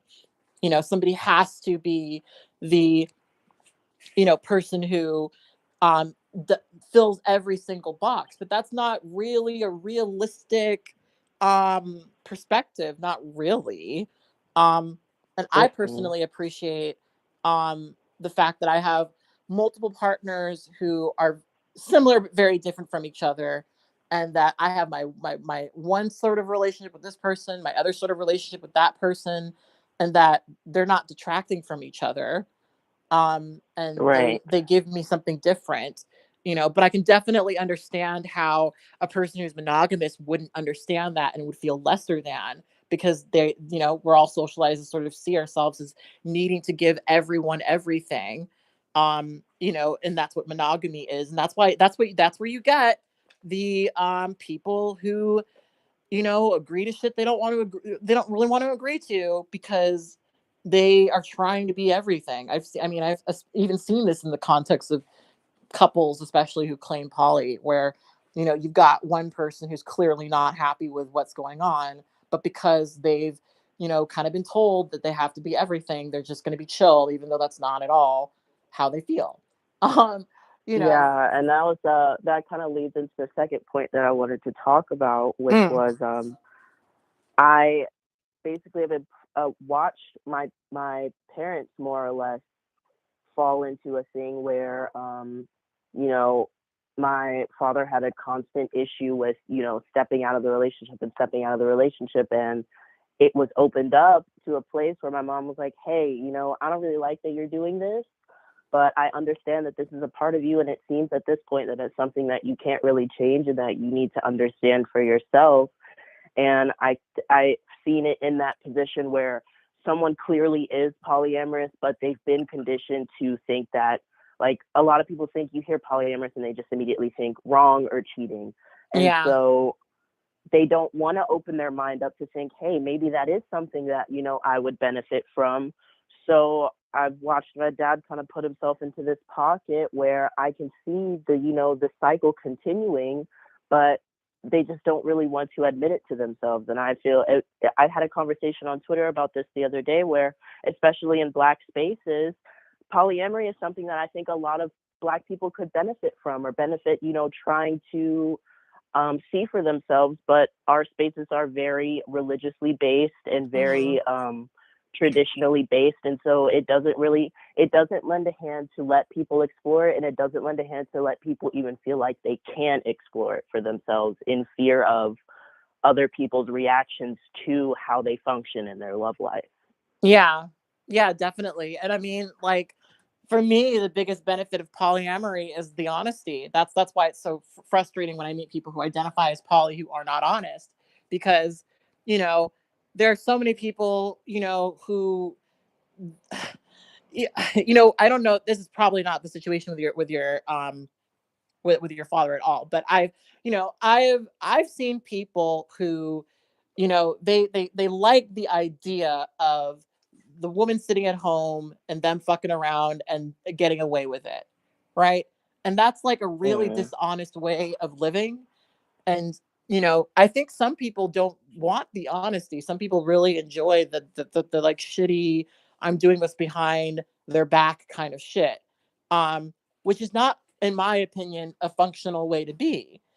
um it's interesting sometimes, like, when you have those conversations, because, like, I've met a lot of, like, people who are entertaining polyamory because they were in a situation where a partner was, has cheated, um and, like, so frequently, um you got to do a lot of unpacking there, because the issue with that, I mean, yes, the issue was that they slept with somebody else, but a bigger issue was that they were dishonest about it.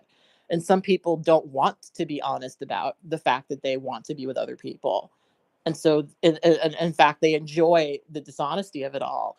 And that's just not a functional, in my opinion, way to be. It's not, you're not No. really helping anyone or yourself. It's just going to always lead to heartbreak and pain. And my policy is that honesty, when you're honest, you can you really avoid putting yourself in positions where you've got to, like, weasel your way out and, like, lie and be dishonest. Like, to me, a little lie that you have in your back pocket with time just becomes a massive lie. And I can't Yeah, it does. imagine. And then just honesty is not always going to be, crystal clear and sugar coated. Like sometimes Mhm. the honest part of it is going to be nasty and gross, and you're going to Yeah. have to get those conversations out of the way. But everyone is so focused on everything being perfect and everything being, one and done, that they Mhm. don't want to have those heavy, nasty conversations. And honestly, we don't have balance in life if we don't have those conversations. And we really have to start, getting down to the nitty gritty and saying, hey, this is how I feel. Let me know how this makes you feel so that we can talk about it. Yeah. And I love that aspect of, like, a lot of poly conversations. It's like, hey, I'm checking in. How do you feel, about this? How do you feel about this? Yeah. Let's talk about it. Because so many people just don't have those conversations. And so it just ends up being resentment and shittiness. And then people give themselves a reason to, mistreat their partner, whether it's cheating, physically or emotionally. And that's just not, you know, that's not a good place to be, I don't think, you know? No, it's not. Well, thank you so much for chatting with me. That was really lovely. And I cannot wait to listen back and hear everybody else's conversations. And I hope that I can catch you next time, because it's like the third time I've almost missed the call-in show, and I was going to be so mad. Ooh, well, I'm trying to figure out. I mean, this one seems to be going pretty well, but I'm trying to figure out, like, what are the times where this works the best, because I Tuesday to me is like True Tea Day, True Tea Tuesday. And so, Hmm. I'm like, let's keep doing this at noonish on Tuesdays, but I don't know how everyone's schedule is, but this seems to be well attended, so maybe we'll keep doing them every other Tuesday. So when PST time, and I'm in Los Angeles. So Okay. whatever, adjust that for where you are. That's when we'll do the call-in show. All right. Well, sounds good. Have a great rest of your day. I can't wait to listen to the rest of the show. All right, bye. Bye. Oh, I love the brevity. We love that. We love the brevity. We love the awareness of time. We love that. We stand that here in this house. All right, so I'm going to give myself some silence and then we're going to take another call. We've got 20 people on the line currently.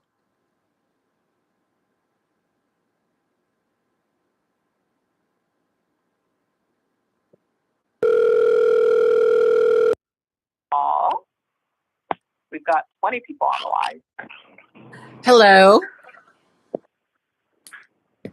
Hello. Hi there. Who am I speaking to and what is your true tea? Hey, my name is Hold, Hold, and I identify as polyamorous and not specifically poly, since I read about how in hashtags and Polynesian people finding community online, I read that it makes it difficult, so I specifically use polyamorous or polyam Mm-hmm. for my thing. And I am here to say that I totally agree with a lot of things you've said. I didn't know where we were gonna go today, but I feel like a lot of people use polyamory synonymously with non-monogamy, Mm. which I don't agree with, because Mm-hmm. I feel that I can be polyamorous without a non-monogamous practice, you know? Mm-hmm. So I guess what I'm trying to get at is this: how I feel. For me, polyamory is not something I do. It's just the way I am. That, like folks have already talked about. You've talked about how it's just how my feelings function. It's just I have the capacity to feel intense feelings for multiple people at once. Um, yeah, it's not necessarily about the sexual activities at all. Yeah, I mean, so you mentioned conflation with non-monogamy and polyamory. I have so many opinions about that because I Mm, personally think that there are a lot of people who say poly, but what they mean is non-monogamous. And to me, mm, non-monogamy is more general, whereas polyamory mm-hmm, is more specific. And I think that mm-hmm, it's super important to understand, what type of non monogamy you practice. Because to me, polyamory is a love thing.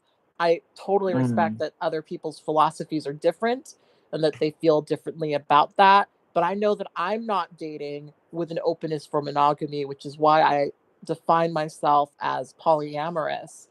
And I also know that there are plenty of people who are completely happy having these sort of relationships where two people are prioritized and they occasionally have sex with other people, and that's kind of the beginning and end of it. There's no romance, there's no nothing. And to me that's non-monogamy, and that's totally valid. But I'm not going to tell somebody else mm-hmm. that they're wrong for calling it poly, because I feel like that's not really my place. It's just not my personal philosophy when it comes to polyamory, you know. Yeah, totally. And I agree that polyamory is something more specific as Hmm. well. And Yeah. that's something I feel like I would want to create shared language. Like if I get to that point of getting to know someone and I'm like, oh, feeling something, I'm trying to let to know folks as soon as possible so we can, I guess, talk about it and navigate what do your relationship styles look like? What would you are you feeling attracted to? If we do get to that point, then I feel like I have that need to create shared language and understanding with this person. Yeah, and the complicated part is that, a lot of the language that we use around polyamory is, fairly new. People are still figuring it out. Mm-hmm. Like I Mm-hmm. always get into this conversation when I meet people online who say that they're in an open relationship. Because to me, an open relationship and Mm-hmm. polyamory are not the same thing. But there are a lot of people who are in open relationships who describe themselves as polyamorous. And, Uh-huh. you know, and to me, it's like, well, we've got to talk about what exactly that means. Because if you're a man who is open to having sexual relationships with other people, but doesn't really want to date them, who's going to always prioritize, this partner that you're with, I think that's totally valid, just not compatible with me, you know? Right. Yeah. And I see some people in the comments, they're talking about how these micro labels don't make sense and da da da da da. And which is, Mm-hmm.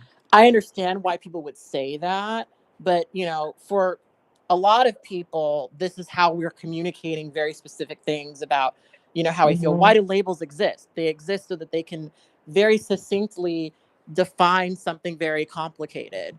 You know, labels exist to be used in a way where we can just efficiently and quickly, you know, get across that we feel this way about this thing. But for me, the obviously frustrating part is that polyamory doesn't mean the same thing to everyone. You know, Mm-hmm. so Mm-hmm. So like a balance, because I guess maybe I'm having a little maybe non-compassionate reaction hearing about the I like questions in the comment section, because it makes me wonder, are those people expressing those things even part of these conversations? Because, or like as a community, are they yeah, involved in that way? Because for me, as someone who does navigate, my polyamorous life, I feel it's really, really important. And it's like, I don't know if maybe majority of folks are queer or trans who are listening. How would you feel if I told you that your like whatever exact identity that you use and you feel explains you to the world? If I told you, why do you have to have this micro identity? yeah. Yeah, I mean, I'm gonna go out on a limb and say that most of the people saying this are not part of these conversations, don't benefit from these labels, don't need these labels, and never have identified with these labels. I'm gonna go out on a limb and say that because, Yeah. obviously, when you're in these relationships, the need for these labels becomes super clear. And Mm-hmm. personally, I genuinely could give a fuck about whether or not it makes sense to other people. Like another Yeah. comment that I'm reading a lot is, so that's just friendship, right? So you've got multiple friends, and you don't, it's Oh. like, first of all, how dare you tell me what the nature of my relationships are? Who are you? Are Mm-hmm. you fucking me? No. Why are we It's why are like, we debating about this? Because it's not really up for debate, you know? Like, I respect that for a lot of especially monogamous folks, they have a really hard time wrapping their mind around mm-hmm. polyamory, but their confusion with polyamory does not equal my confusion at all. Mm-hmm. Mm-hmm. I know exactly who I am and what I like and how I feel. These are very clear feelings for me. And I think because some people don't get it, um, which is fine. I don't expect for people to understand polyamory, but I think because some people don't Mm-hmm. get it, they assume that, um, it's just wrong because they don't understand it, which is to me a very small-minded way of looking at Mm-hmm. things, you know. I mean, it makes me think of like, when, I don't know if you've seen, I feel like it's already probably a meme too, when historians write about queer relationships in the past, they're like, oh, they were probably really good friends. Mhm. Yeah. Mm, Yeah, I think it's a similar thing. It's like, you know, no, I mean, they were lovers, and that's, and mm, there is a very subtle, we're going to well, not a subtle, we're going to completely invalidate your relationship because it doesn't fit within our mm, framework kind of thing, which That's not what this is about. That's not what any of this is about. Who cares if it's not personally understandable to you? Not everything Mhm. is for you. That's what I mean. Going back to my thought about the philosophy, I think it is important to understand what we mean when we say Mhm. these words, because people use words all the time and mean different things. But that's not you know to me, those are conversations we have with each other. Yeah. We might not always, if I'm talking to a person who is, you know is not involved, I could really, I'll talk to them to help them understand shit, but like at the end of the day, you know I don't care if someone doesn't get it because Mhm. it's not really for them to get. These definitions and these understandings and these micro labels are very important for my partners to understand mutually, but could Mhm. genuinely care less about whether or not people who aren't dating me get it. Absolutely. That that it's that being mindful of time. It's 1:46 now. I think my other part of that just kept coming up for me as I was listening to so far all the great conversations. Thank you everyone for sharing, and for Kat too. Is that I was talking to a friend yesterday, a friend who is also polyamorous, also, and myself too, identify as relationship anarchist. Mm, On top of that as well, I was saying how, like, I'm starting to sense in myself as I am working on practicing polyamory, not polyamory, but like practicing non-monogamy and embracing my polyamory. I feel like I'm seeing some patterns between. I feel like I did a lot of like a lot of mm, compulsory heterosexual activities when I was younger, and that's something I had to flesh out, and sometimes still need to check, like, am I actually attracted, or is this just, well, I don't need to question all my attraction, but that's not the point. Am I mhm, also working through some compulsory monogamy? mm. I'll have Yeah. some really strong emotional reactions sometimes that I look at and I don't think they're warranted, but they are because it's so ingrained. And like, as we see, like, people, it brings out such big reactions. Like, people will get triggered sometimes when talking about polyamory, non-monogamy, because because I guess because I've also been not knowing about it. Mhm.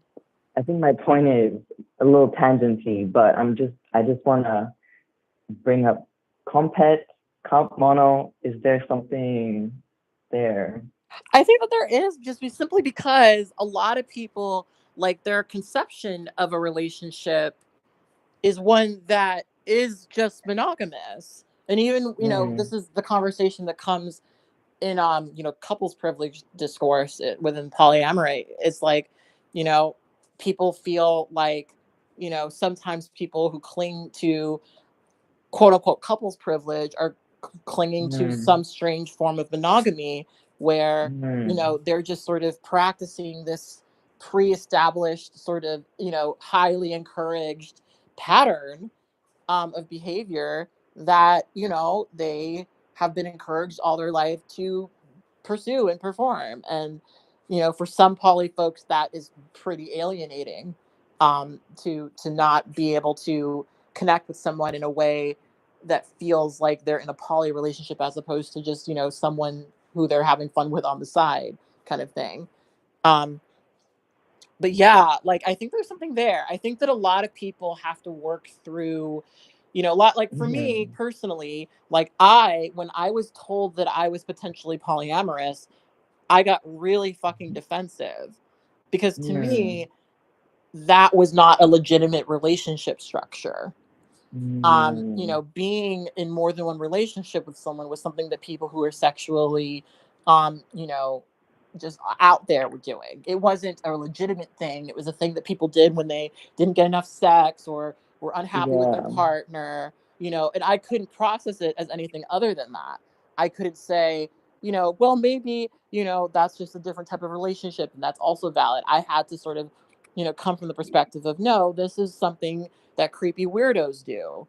Um, Mm, and hey, some of us are yeah. creepy and weird, but um it's definitely, I think even even in the passive, I'm trying not to read too much of the chat, but even in the chat, it's Mm, like there are people who just they can only understand monogamous relationships as valid.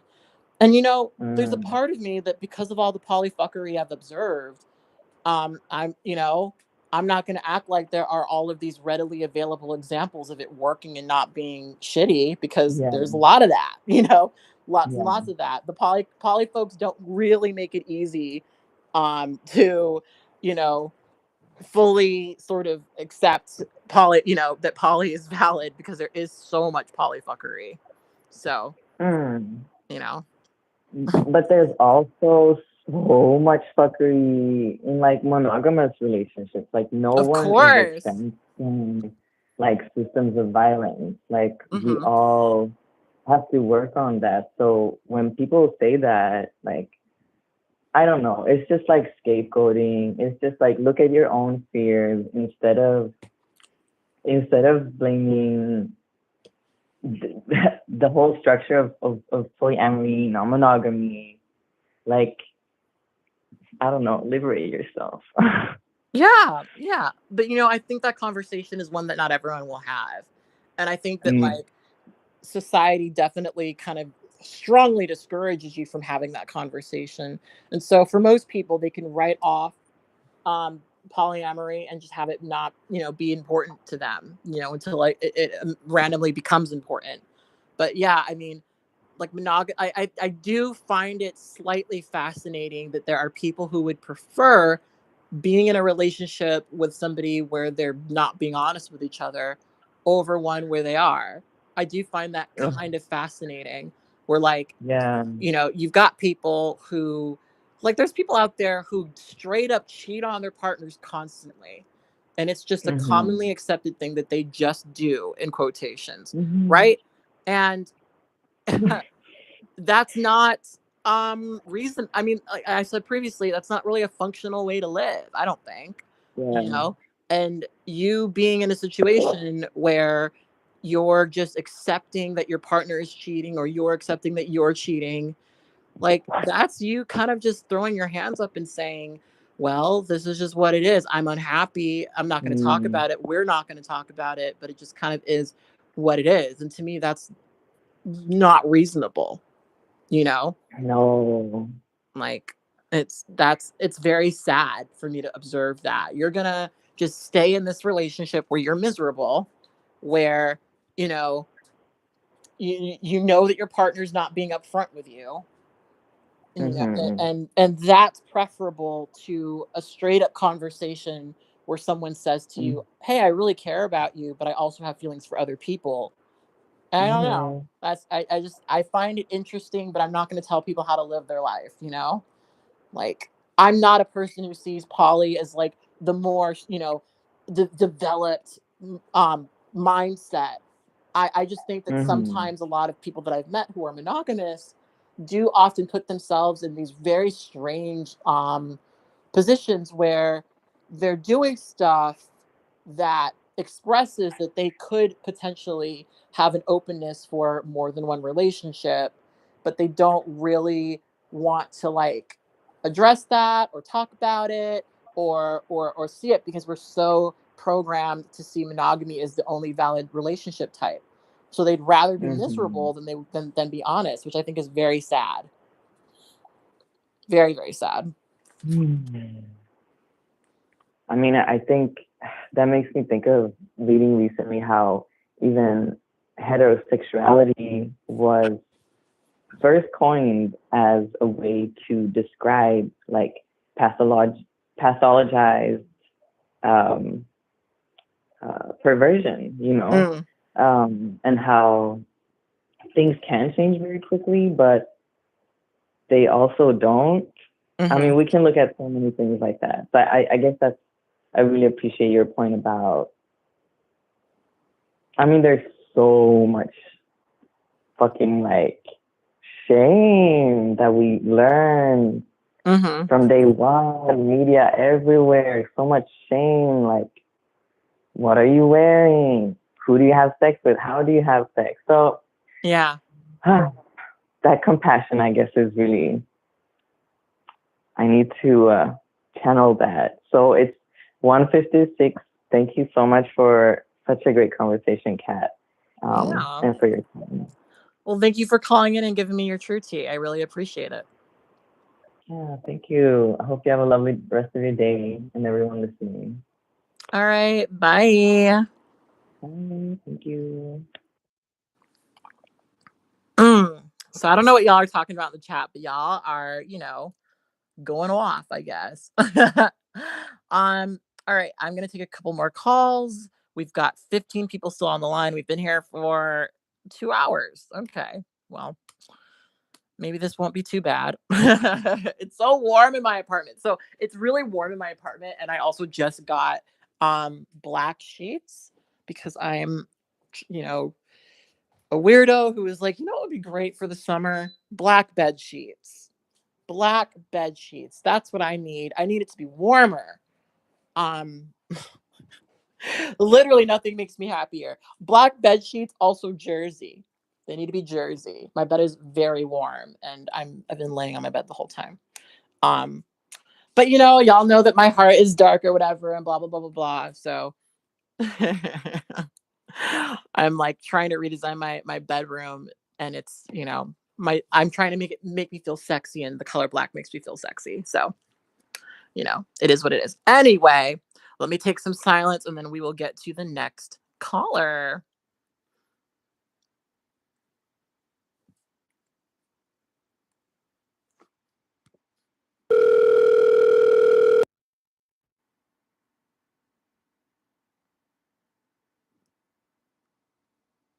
Hello. Hello. Hi there. Who am I speaking to and what is your true Um. tea? Oh God, I'm so nervous already. Oh. I. uh. I guess I'll go by A for the sake of the call. hmm I'm someone that considers themselves poly and open to monogamy. Mm. Okay. Let's Uh, talk about it. yeah. I will say I don't know, like, if you would think I have much to, I guess, discuss because I've personally not been in a polyamorous relationship. Okay. Um. Yeah. hmm It's I guess tricky since the last relationship I did have was obviously monogamous. Long distance because I guess I can say that I'm pretty much a baby. All relationships I've had have been long distance. Oh wow. Yeah. Um, and I would say I'm still fairly new to this as well. Mm. Like, I guess coming to terms with me being poly. Um, I guess a year back, like a few years ago, I did realize that I had feelings for multiple people, and during the time I was in a relationship with someone, Mhm. um, and I expressed to them of it, and that generally made the relationship go downhill. Unfortunately, Ah, really? Your honesty made the yeah, relationship go downhill. Oh, yeah, sometimes it happens. um, and I ended up eventually dating someone else who, before like we even got into a relationship, I immediately said that I believe that I'm polyamorous. So they expressed that they weren't into poly, but me having feelings for someone, when I have feelings for someone, I generally just disregard, like, I guess, anything else. Interesting. So yeah, we went into the relationship, and I guess to go on topic with the title of this, I personally I don't see myself in as monogamous. Even not having been in a polyamorous relationship because I'm bisexual, but me not having dated anyone in real life, I'm not gonna say I'm not bisexual. Mm-hmm. So it's tricky, I guess, because I feel for like my definition of polyamorous is the same as yours. Like, just I'm someone that I I have a lot of love to give. Mm-hmm. But it's Um, interesting because you said when you find someone you really like, all of your energy goes to that person. um, yeah, I mean that in the sense that was fine going into the relationship with it being monogamous. Mm-hmm. Like it's like I just haven't found much of like other people that I have interest in to where I would pursue a relationship with them, or I'll say, hey, do you want to like maybe open our relationship? So with this other person, Mm-hmm. So like I guess like and that's kind of the interesting thing. So because I've known quite a few people who start a relationship and it is quote monogamous, and then they eventually get to a point where they're like, well, I'd like to open things up. I'd like to be able to see other people. And that's often when shit kind of doesn't go well because the monogamous person thought that they got a person who, yeah, who essentially put aside polyamory to pursue them. Um, but that's not what ends up being the case, is maybe they had it, they put it aside for a bit, but it's still how they feel. But now the monogamous person's like, well, I don't want to be with a person who's poly. So we're in love, we're still together, so where does this go? Like, so I'll just tell you a story from my personal life. Like, I've known this guy for over a decade. He identifies as a relationship anarchist, which I have thoughts about that simply because of him. And he's somebody who, he is poly, but he's in a relationship with a woman who is very uncomfortable with the idea of him being with other people. And so he's gotten very close to being able to pursue me, and I've met his partner, and we used to have not really get along that well, and we were okay-ish now. um and it's I know that it's one of those things where he's poly and he's going to keep saying that he's poly, but he's never going to be able to pursue other people because he cares so much about this monogamous relationship that he's in with this person who isn't poly, that he's not going to pursue others, not in any real way. Um, and I want to say though, to back up a bit, I want to say though that I think it's very possible for people to be what I would personally call functionally monogamous, where you're not monogamous, but you are in a situation where you're spending most of your time with one person and not seeing other people, but you're still poly. You're just not in relationships currently with other people. And I think that's kind of different from just being a monogamous person who doesn't ever want to be with more than one person. um, so I don't think that his poly is really invalidated by um, him being in a relationship with a monogamous person and mostly only seeing her. Um, but logistically, he knows that pursuing other women would hurt her, and so he's not going to pursue me because of that. And that's kind of rough for me as a person who is poly, you know. Um, yeah, and I have a hard time wrapping my mind around that because I would not want to be in a relationship with somebody who told me that I couldn't be with other people. I think that that's a really reasonable, normal, common boundary.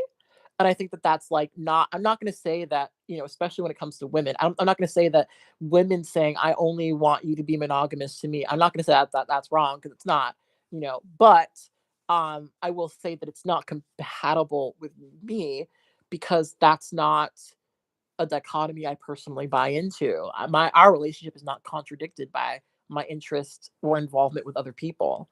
Um, so I guess I'm curious because you're in this monogamous thing. Um, I mean, I forget if you told me or not, but have you crossed that point where you're like, "Hey, I'm poly still, and we've spent all this time," because a lot of people, they start a relationship and they're like, we need to focus on each other. We want to really, really, really focus on each other, you know, be with each other, and you know, maybe one day we'll open up again. But for now, we're focusing on each other, and I think that's very, some people do that, and that works for them. But crossing that line, especially when the person is monogamous and probably really enjoying the fact that you're not pursuing other people, um, like that's complicated. So I'm curious how you're gonna cross that when it's, you know, when you get there, if you get Uh, there. yeah. Well, that relationship ended unfortunately, but Oh, okay.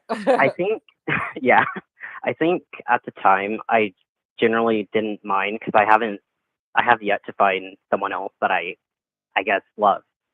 Like Mhm. I haven't just felt any other feelings towards anyone currently. So I think that's why I was fine with just us being exclusive. Mhm. Yeah. Yeah. Which, Because I mean, oh, go on. like I have a friend that is poly and like is in a relationship that had asked if I would be interested in like pursuing something with them, and not that I'm not interested in like being in a polyamorous relationship. It's more so I don't have those strong feelings for that friend, so Yeah. I'm not going to pursue anything. Yeah. Yeah.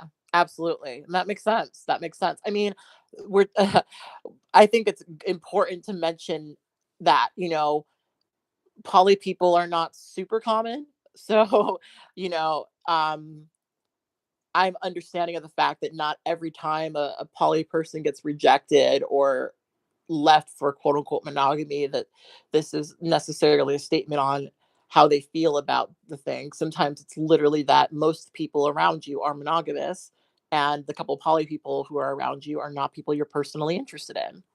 So, you Yeah, know, that's valid and that's the too. case with me. Yeah, there you go. You're just not interested in that poly person in that way. And you know that means you're probably mostly gonna, I mean, and not that there's not others, but you're probably gonna interact quite a bit with people who are monogamous and kind of want that from you, and that's going to be more common than your poly experience.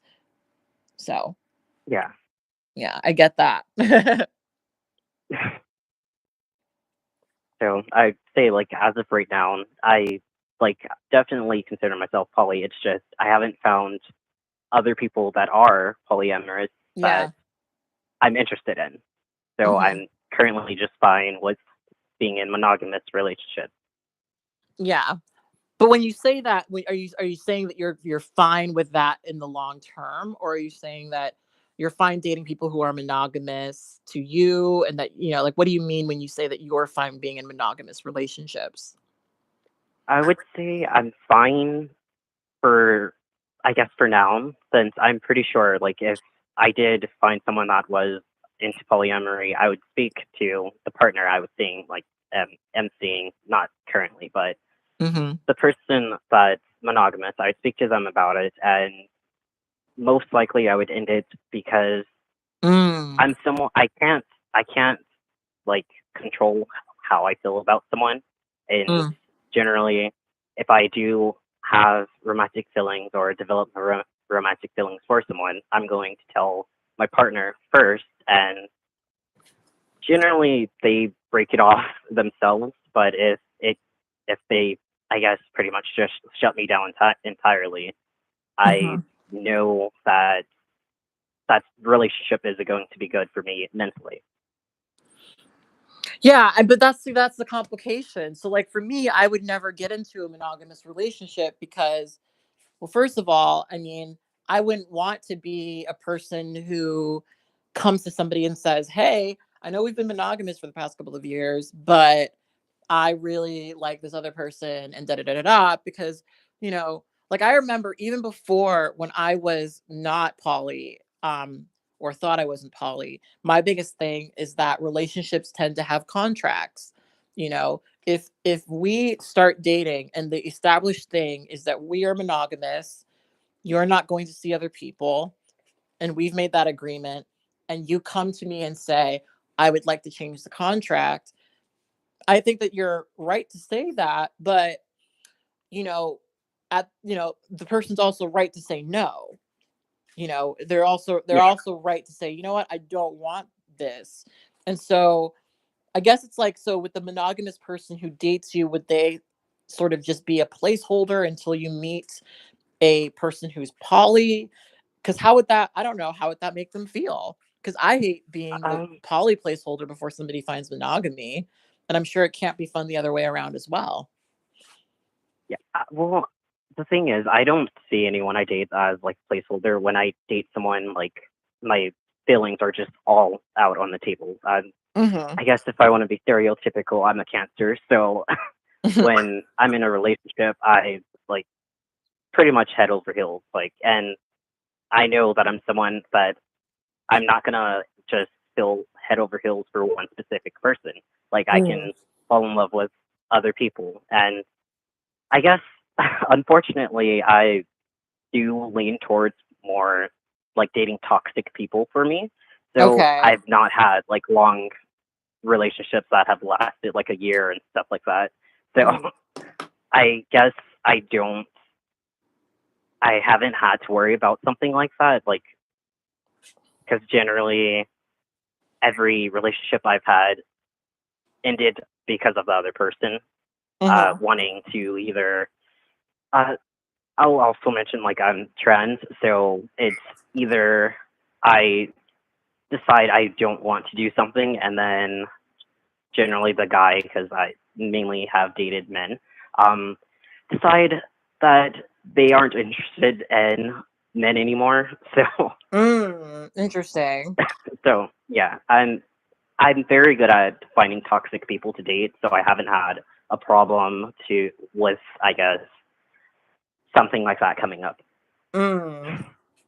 Well, so now I'm just imagining the toxic poly person who could come into your life while you're dating a monogamous person, and how shitty that's probably going to feel for, because I've watched that happen several times. Like, person's in a monogamous relationship and they have this, fuck, I've dated men like this, where there's a woman who is just super super toxic, like really really bad for him, but they risk it all for this relationship that's toxic. And some people have I mean, it's good that you would know that, that it's good that you understand that, that that you have that Yeah, pattern. Hopefully you recognize it enough to avoid the situations, and not put yourself in that position.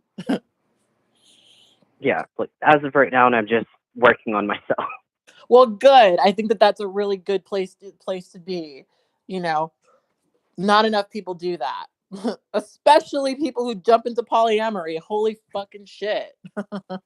Oh boy. Yeah, I like feel like I've dated so many men who have never taken 3 seconds to work on themselves, at all. Just jump right in, being belligerent, hurting everybody. Ugh, that's a whole conversation. yeah, like I could have fallen into that habit since the last relationship I did have. I was planning to move in with that person, and like we were making a bunch of different plans. Mm, So like when that friend came to me, that is Polly, and said, "Hey, do you want to pursue something?" I could have fallen into a habit like that, mm, and right now, and I'm just trying to prioritize myself before anything else. mm. That's a very good thing to do. I'm very glad to hear that you're doing that before jumping into relationships, because that's how people get hurt. You haven't done the self-reflection, you haven't done the work, and that's just people get hurt. But anyway, I'm gonna jump on to the next call, but I'm so thankful that you called in. Um, Yeah, thank and you. and yeah, feel free to call in next time we have like a thing that's relevant to your your particular um, you know, inclination, or whatever the topic may happen to be. I've got lots of hot takes coming up. So All right. I'll be watching the rest of the stream. So thank you once all again. right. Thank you so much for giving me your true tea. Bye. All right, we've got 14 calls. I know what accent that is, but it certainly was. All right, so I'm gonna do some silence, and then we are going to take another call.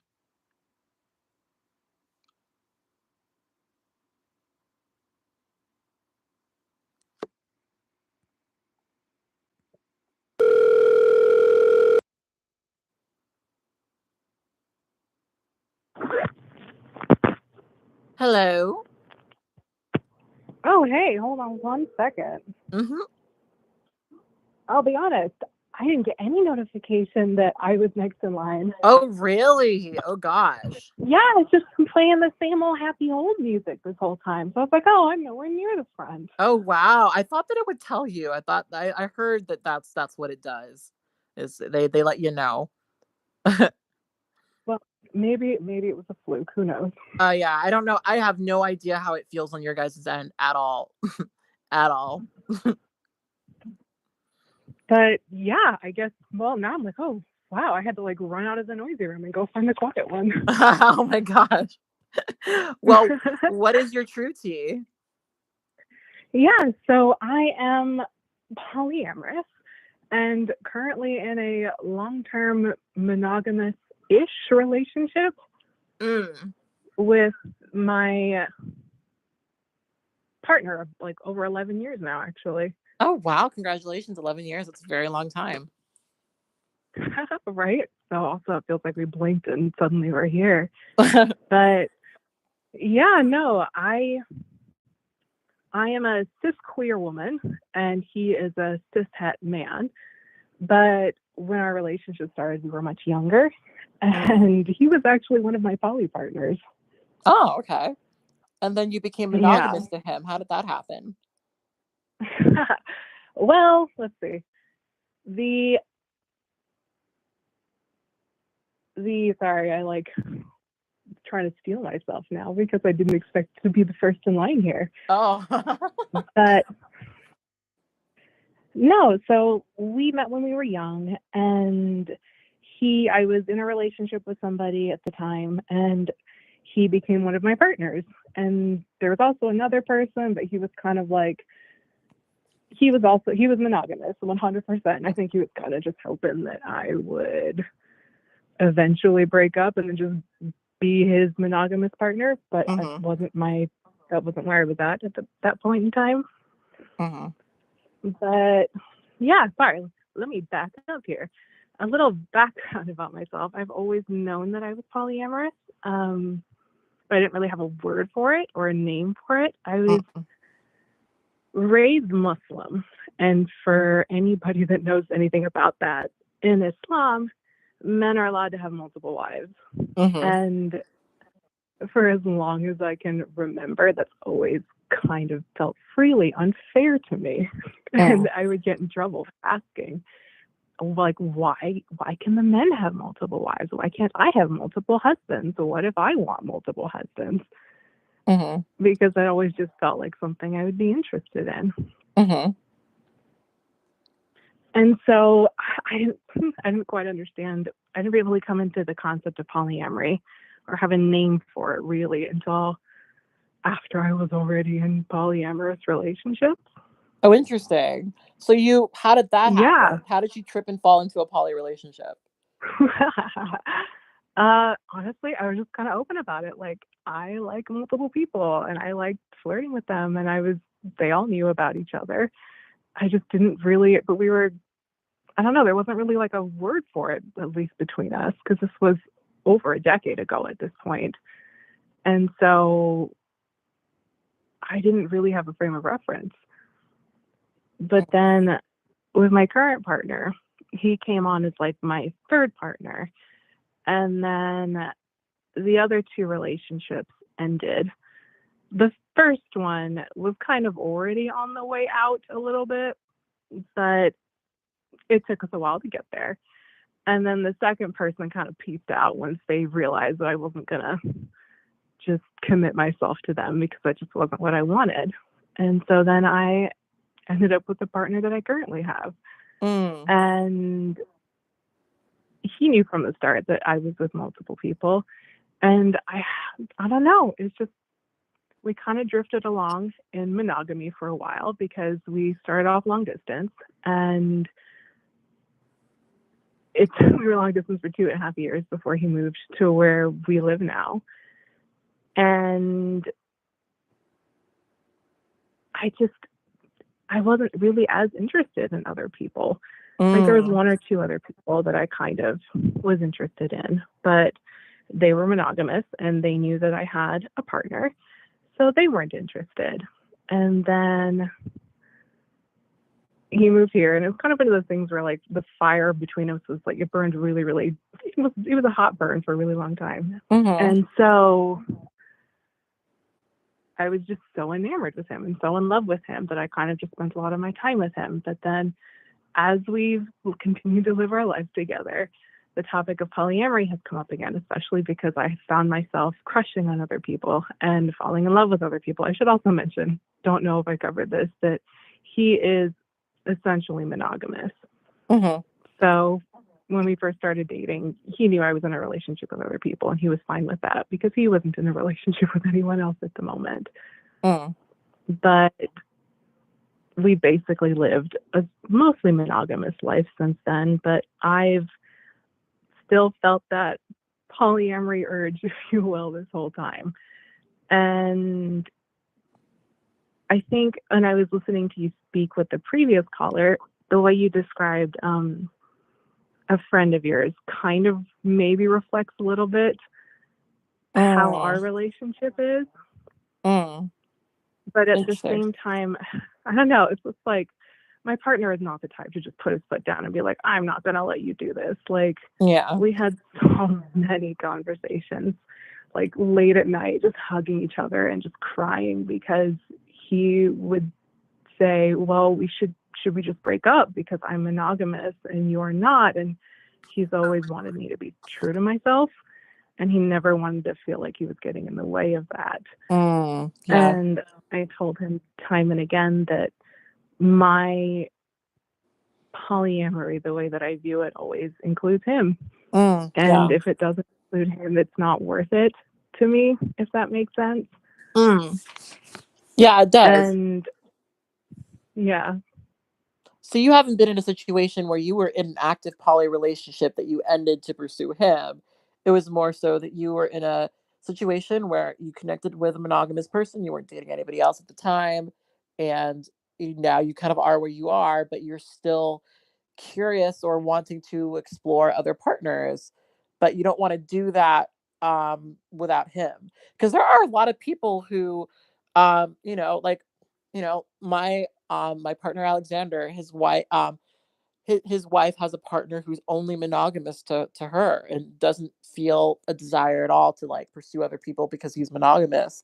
If that works for them, doesn't work for everyone. But I can understand how he could feel like he's holding you back. But that's also not necessarily a true dichotomy unless he doesn't want to be in a relationship with you while you're dating other people, which I guess makes sense. Well, that is it's one of those things where it's like, he has never really said, by the way, he's totally sitting here listening to this whole thing. That's so funny. I may or may not be on speaker. That's so funny. No, so we started off sort of polyamory because I was the one being polyamory, and the other two partners fell away, and so we fell into monogamy, and he was monogamous the whole time. And I have absolutely gotten the urge to I've gotten crushes on people. I've fallen in love with people while I've been in this relationship with him. And he knows about all of them. I've spoken to him at length about all of them. And we've kind of come to almost like an agreement. I guess agreement would be the best way to put it. But he is fine if I flirt with people and like form really close friendships with people, and like kind of get a little sexy over text message or something like that with other people. But I think if it were to move beyond that, it might be something that we have to reassess and really sit down and discuss. And anybody that I have any sort of like deep, almost romantic bond with or get a little sexy with, like I'm upfront with them from the get-go. So I'm not about deceiving anybody. But they all know that I have a partner, and they know the situation. And it's just kind of like, take it day by day and kind of live my bit of polyamory where I can, but also have times where I mourn it, because to me, it's not worth it. The trade-off would not be worth it to give him up for polyamory. Yeah. Yeah. And that's, I guess that you are in the position that some of the men that I've dated where it's like they're interested in me but can't pursue me because they don't want to give up their partner, which I totally get, you know, totally get. And Mm-hmm. I understand why people end up in those situations.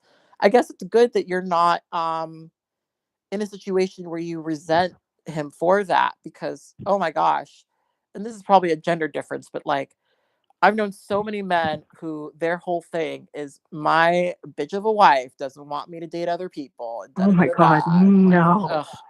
Literally all of the people that I get all flirty with, like, I cannot stop gushing about my partner. Like, Aw. I'm not kidding, Kat. I did not think I would find a man this freaking good. Like, he is about as Aw. damn perfect as a man could ever be. Yeah. Like, he actually loves my polyamory because I've explained it to him the way that everyone else has. And he thinks it fits my personality and who I am very well. And so he doesn't hate it or anything. He doesn't resent it. He loves my polyamory because it's part of who I am.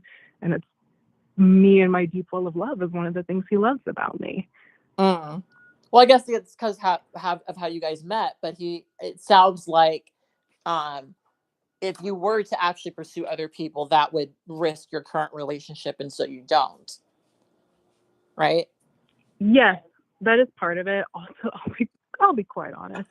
He's also set the bar pretty freaking high. I get that. I get that. You're like, why would I even settle for something that's not even close to that? Like, yeah, I get that. I get I that. don't know if that sounds conceited or not, but it's just, Hey, no, I get it. That's why, like, so I have the opposite thing where I've got, my partner Nathan and my partner Victor, my partner Alexander, and like they're all like amazing. And the idea of a mhm. man, like, I don't even know what kind of superhuman could come to me and say, "You've got to leave all these relationships to be with me," and because I'm just that great, you know, and like Oh my I gosh, get it. I yeah. wouldn't like let go of my relationships, to potentially pursue monogamy with someone, because it's like I've got a pretty good situation here. They're all fucking awesome. So it's like, why would I even entertain this idea with you? Mhm. Because they enrich me in a way that, most of the men I've even kind of given my time and energy to haven't and won't. So, Yeah.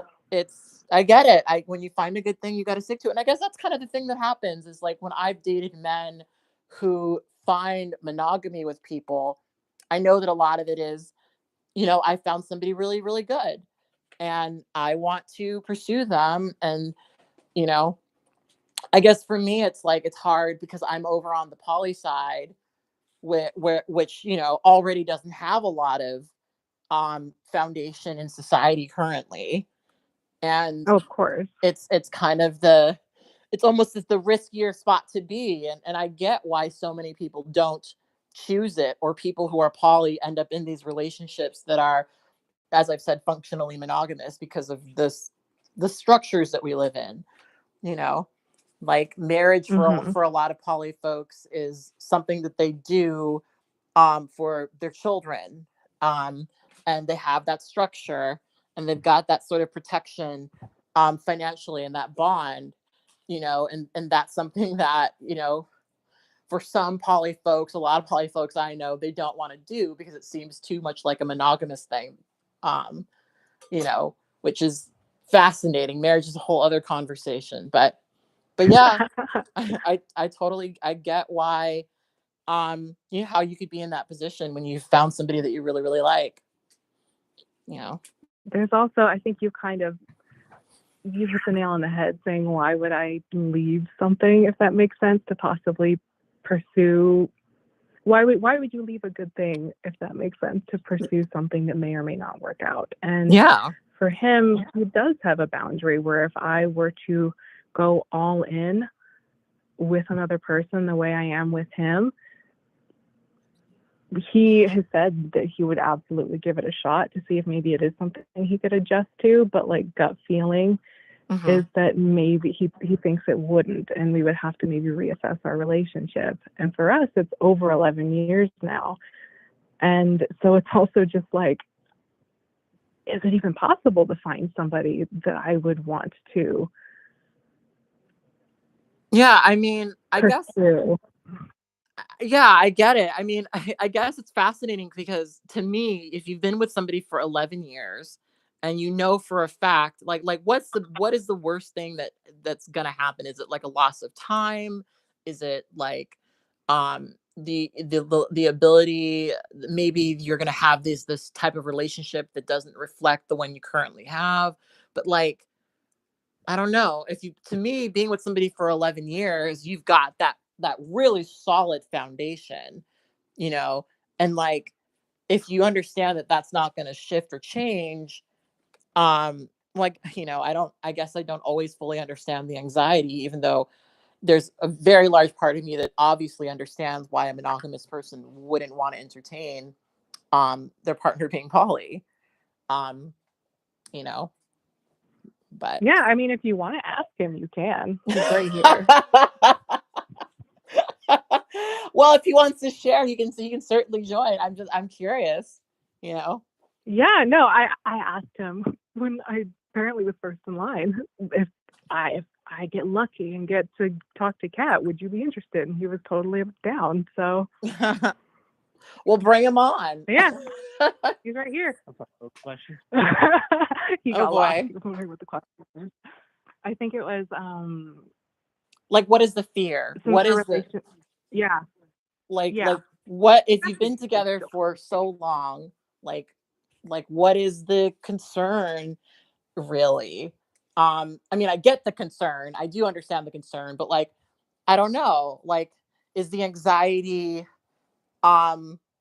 just the fact that she could have something that she has with you with another person, but how does that subtract from your relationship? I guess that's what I'm curious about. Well, actually, this was a conversation that we had on several nights We've too. talked about this a lot.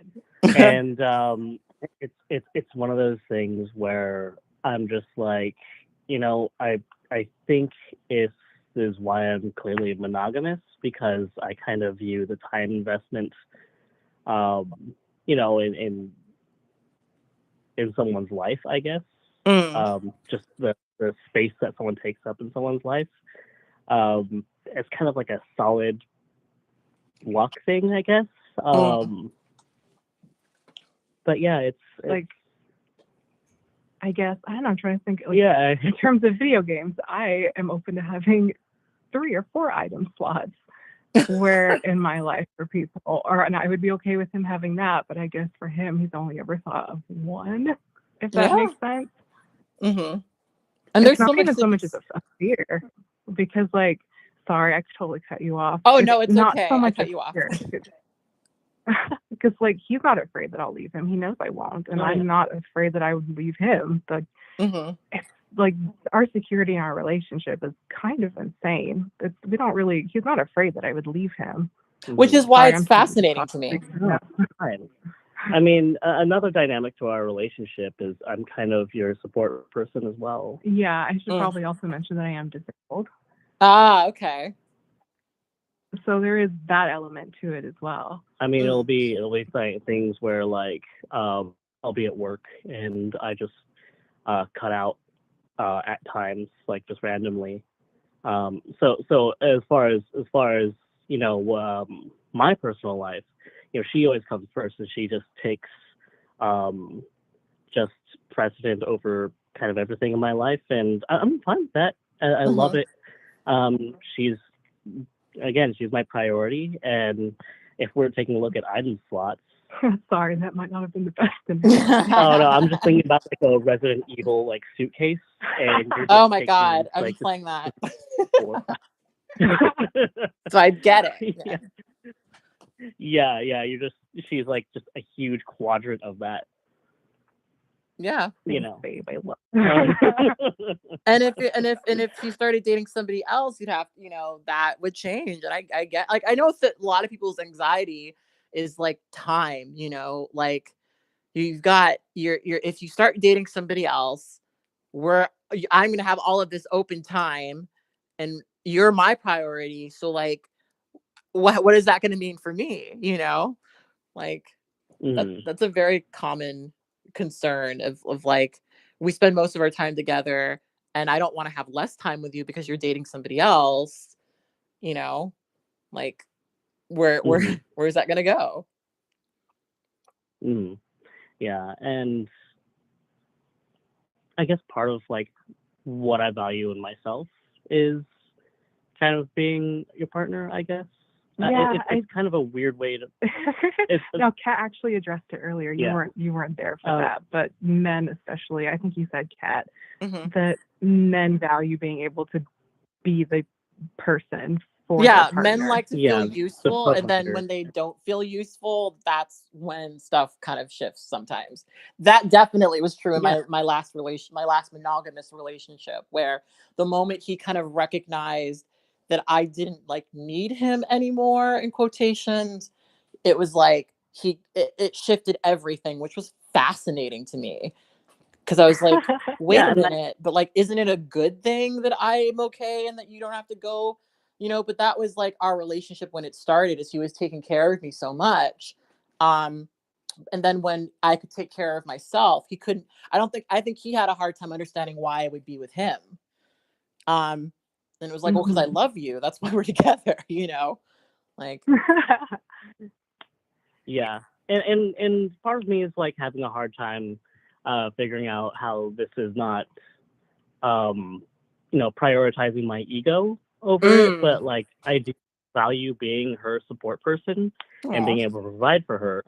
And if she's going to be in a full-time relationship with someone else, kind of like she is with me, then they also fill that role. And I won't want to say it diminishes my role, but I mean, that's kind of how I feel, I guess. Yeah. And that's so interesting because like in a lot of like, especially poly families, one of the big benefits is that you've got all of these different people who you can delegate different things to, and then that gives you more time and energy to do so many other things. You know, so it's kind of viewed as like a positive that there's more than one person, for example, taking care of the kids, because, everyone else can go and do other things as well. And it's not even a relationship-y thing. Sometimes it's just working for an extra hour or picking up, an extra gig or something, like, it's, but I there's the financial benefit to polyamory for sure. I mean, I guess it depends on how your polyamory is structured, but there definitely is. Yeah. Well, I love that we were able to talk to him so that he could voice his own things. We often suspect what people say, but we don't actually get to hear. But I super appreciate hearing your guys' perspective and the true tea. And I appreciate the explanation for the person who was actively poly but is monogamous now. I think we're all figuring it out, Yeah, right. And I'm totally reading some of those comments on his phone while I talk to you online. Don't read the comments. Oh my God.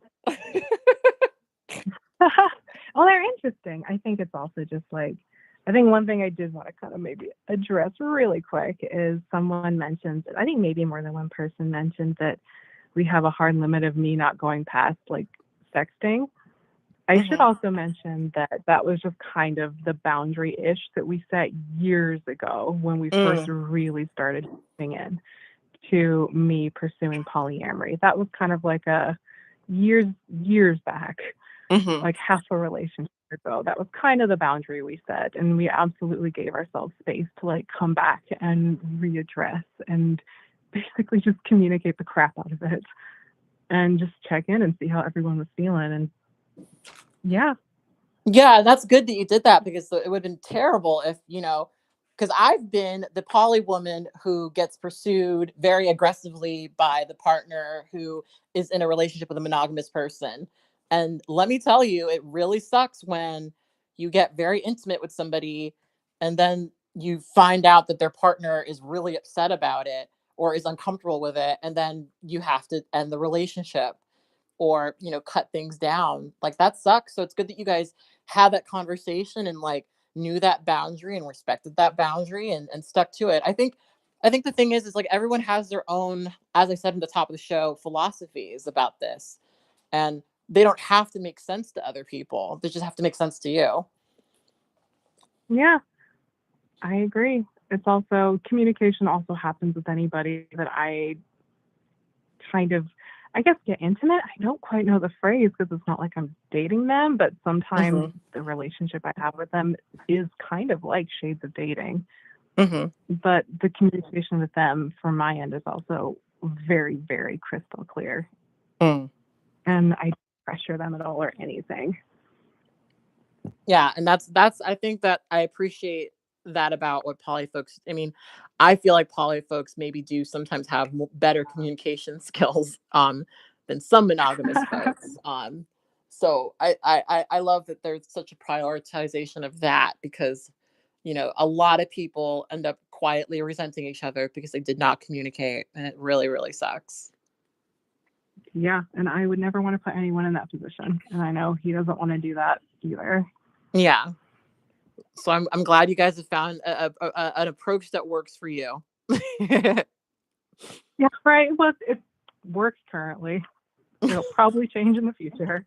Who knows? Who knows? But as long as you guys keep Right. communicating, that's what matters. Yeah, thanks for being so patient with me finding my footing at the beginning, by the way. I totally was not prepared Yeah, it's for you to pick okay. up the phone.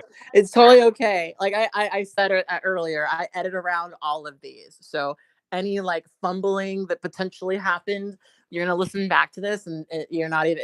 It's gonna sound. You're not even gonna notice it because it didn't exist. I'll be super impressed with editing skills. All right. Well, I've got 10 more calls I'm going to take, but thank you guys so much for calling in and giving me your perspective.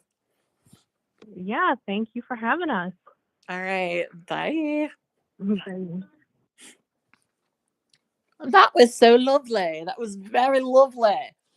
So like I said, there's 10 calls left. We're probably not getting to all of them. We're definitely not going to get to most of them. I definitely feel like we've gotten a good amount of perspectives here. I am pretty interested in hearing from other trans folks who have been in similar situations that I've been in. I think that's one kind of perspective that we haven't quite gotten. But other than that, I think we've gotten some really great calls. So I'm gonna keep taking them. But if you're a trans person who, I don't know how it works. I assumed that it was by order, but maybe it's not. I don't know. But if you're a trans person who has been in a similar situation as I have been, definitely give me a call and we can have a conversation about it. Anyway, I'm gonna take another call.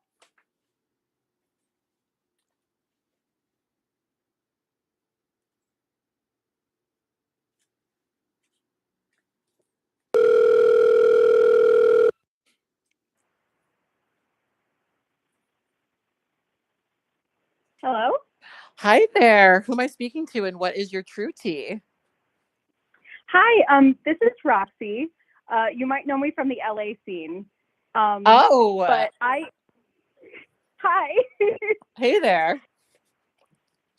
I'm coming from the perspective of someone who primarily identifies as monogamous, kind of monogamish, but is currently dating another woman with my girlfriend. I'm in a lesbian throuple somehow.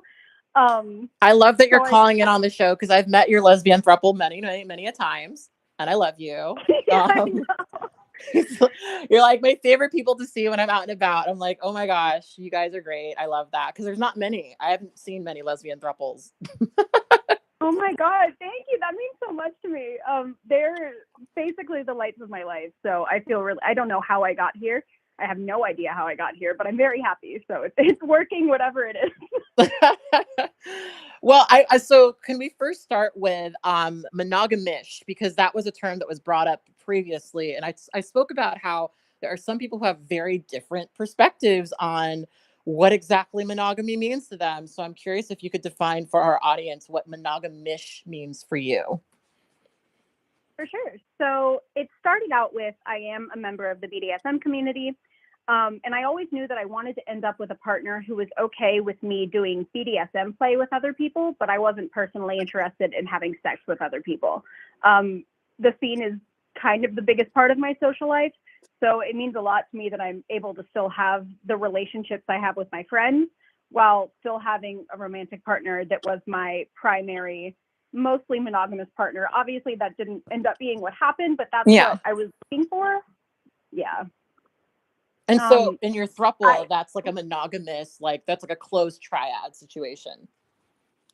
Not exactly. It happened completely on accident. My primary partner in the relationship, her name is Bella, and the two of us were best friends for like a year before we started dating. And it was definitely I cannot be with her because she's poly and I'm monogamous, and vice versa. The two of us denied our attraction to each other for a very long time because we knew it, quote unquote, wouldn't work out because of the difference in our lifestyles. And we were both okay with that. But it got to the point that the feelings were just way too intense to deny anymore. And so I was the one who was like, listen, I understand that being poly is important to you. I will try this out. And about 3 months in, I was like, unfortunately, I don't think this is a lifestyle for me, so I can't do it. And we ended up becoming monogamous. Interesting. Which, go on. Yeah. So basically what ended up happening a few months down, probably about a year down the line, is the two of us started hanging out with this third girl named Penny. And we developed a fondness for her and started calling her our not girlfriend because, yeah, we totally kind of see her as a girlfriend, but not really because we're monogamous and we don't do stuff like that kind of situation. It wasn't until I was actually the person to go, hey, I think I finally understand the appeal of polyamory. I think I understand because I've developed feelings for this girl and I think you have too. And I think it would be interesting if the three of us started to date. And obviously Bella was like over the moon, freaking out. She was so excited because we finally got to explore this lifestyle together. And I actually really enjoy it. And I've been having a really good time. Because it happened so naturally, it was never forced. I was never told that I had to take a title. Like, I don't have to identify as poly. We are in a polyamorous relationship. This is what we're doing now. Because it happened so naturally and basically fell into my lap. I realized it's something I actually did enjoy. I just didn't want to open the floodgates of, all right, surprise everybody, I'm living this alternative lifestyle I told everyone I would never live. It's so funny though, because I made a video forever ago with my ex where I was like, polyamory, no thank you, don't believe in it. It's for those weirdos who do that weird stuff, and here we are. Shit happens, stuff changes. Exactly. And I don't think if it had happened as naturally as it happened, it ever would have worked out. But again, like I said, I was scared to open up the floodgates and say, hey, this is a lifestyle I'm living, especially because of the circles that I run into. Monogamy is actually not the primary relationship form that everyone takes. And I started to feel kind of attacked by a lot of poly people when they were like, oh, monogamy never works. Monogamy is unhealthy.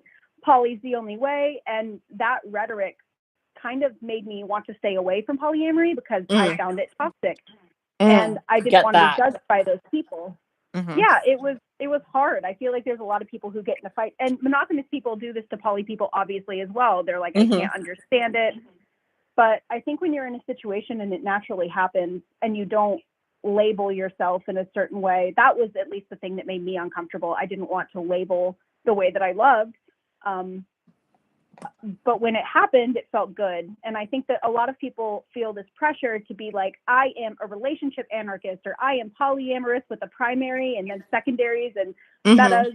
But I think kind of the issue with that is that people are stifling what they actually want and they're trying to fit themselves into boxes. And if there's anything that I understand about this community and poly and love and dating and sex and relationships, It's that the more we try to explain to other people, the less genuine it becomes.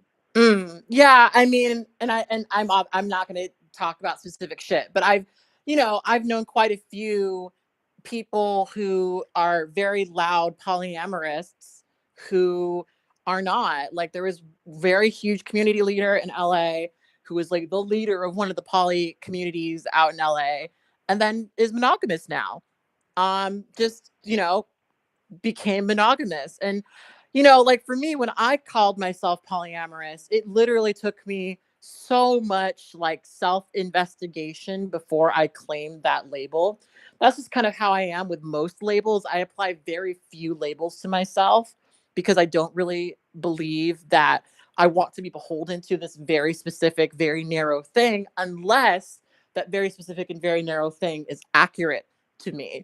And so I'm actually a little curious because you said that you had tried to date poly and it wasn't for you. I mean, despite where you are now, I'm curious what your experience was early on with polyamory and why you didn't feel like it fit for you. I think that the primary reason it wasn't working for me is because I was a single person, and most of the people who approached me were either genuine poly couples looking for a third person to love and nurture a relationship with, but I always felt like the third, and I felt like I wasn't getting my relationship needs met because I wanted someone to go home with at the end of the night, and they were primaries and I was their secondary. And that is a totally valid relationship style. One could say that that's what's going on with Bella and I's girlfriend right now, but she has a fiance outside of us. So okay. She has her primary. Yeah. So it works a little bit better. So everyone has someone to go home with at the end of the night. Everyone's living with a partner. But when I was the third, strictly the third, and didn't have a primary, I felt so, I don't know, ignored. Yeah. But they did everything they could. They were wonderful people. That's actually the one thing I will say about this particular instance that I'm speaking about. They were great people. They did everything right. It just didn't feel right to me, and we mutually split ways, and they are wonderful people, and I still talk to them today. But that experience made me feel like I'm never going to feel whole with this kind of lifestyle. Yeah. And this has come up a couple of times. I think maybe next week I will do unicorn hunting as a topic because I've watched so many bi women be approached and like utilized as toys in relationships, and fucking that doesn't seem like a good time. That doesn't seem like a good time, and I can see how it would not be fulfilling because you're kind of existing as this, this sort of enjoyment thing, this like living sex toy, and that can't, that's not always that's not what most people want, especially when they think, oh, I'm going to date these two people and they're great and da da da da, but it's more like you're kind of taken out when you need to be, or when they want you, and then there's a very strict line where we have this relationship, and that's kind of how that is, and your interaction with us is mostly based on how we personally need you at this particular moment.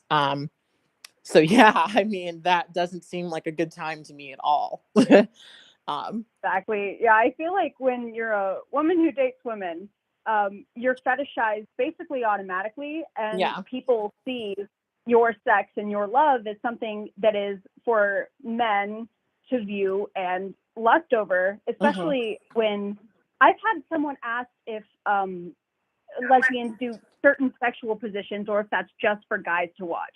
Like they've asked me if parts of my sex that I have is literally just to please men.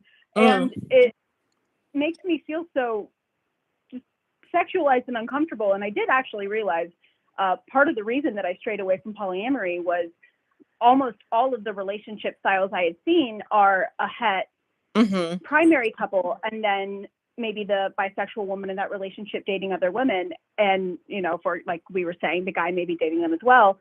I never realized that a polyamorous relationship where there are no men in it at all would be something I would feel so comfortable in. I can't tell you how it's basically the most powerful feeling in the whole world to be dating two people who are my age and my gender. It makes me feel like I'm in some like like the nice version of Mean Girls, but you're all lesbians and you wear glitter all the time. And you really do. And so I will never forget, we were at this event and this guy came up to one of your partners, and it was like a satisfying moment where you were like, because she was like, no, I'm with them, and you were like, that was the best thing ever. We literally were talking about that this morning. I have never had more like sexuality euphoria in my life than that moment where my partner was just like, hey, this is my girlfriend and my other girlfriend, and the three of us do not need a man to exist in this relationship to be valid. I felt like I was on the moon. Yeah, that was a really cool thing to observe. I mean, if I could quit men, I would, but I'm cursed, and here we are. Listen, there's good ones out there, and you're a wonderful human being, so I'm sure you'll find a wonderful guy. I mean, I have wonderful guys. I just bitch and moan a lot. That's true. That's the truth. Listen, you can always have more. That's what we're talking about, right? Exactly. I can, and I have the capacity to have more. I guess that makes me want to ask you a question too. Are you guys like, because I know you said that I believe Bella she's engaged, and then you guys have your thing. Are you at a point where you're like, aside from the occasional person that you might end up doing stuff with, you're kind of like, you're good, like, are you still trying to date other people? Like, date I them? think that Bella's bi primary, and I think that her and I don't think right now we're open to romance in any other forms, just because we're busy enough with two partners. Yeah. But for sure, I think play has been put on the table. I have realized during the experience, like I said earlier, I am kind of scared of the male gaze now. So opening up to playing with other men is definitely something that I'm open to, but is going to take a lot longer for, I think, the two of us to be comfortable, especially because society itself will see her with a guy and then go, oh, that must be the more important relationship in her life, where I'm over here who's been here for 2 years at this point. Like, hey, no, it's me. Yeah. But I do think it'd be something we'd be open to. We would just, I think, baby steps. And the reason I said why I still identify as monogamish for some reason, even though I literally have 2 girlfriends, is just because I don't want people to assume that I'm available just because I'm in a polyamorous relationship. Yeah, and that's often what's assumed, is if you're poly, you're just kind of, it's a free for all. Exactly. Yeah, if I've seen anything from having our other girlfriend Penny, people approach her 24/7 because she does openly identify as poly and is open to having other partners. It's so upsetting to see how people treat her just because hypothetically she could be dating more people.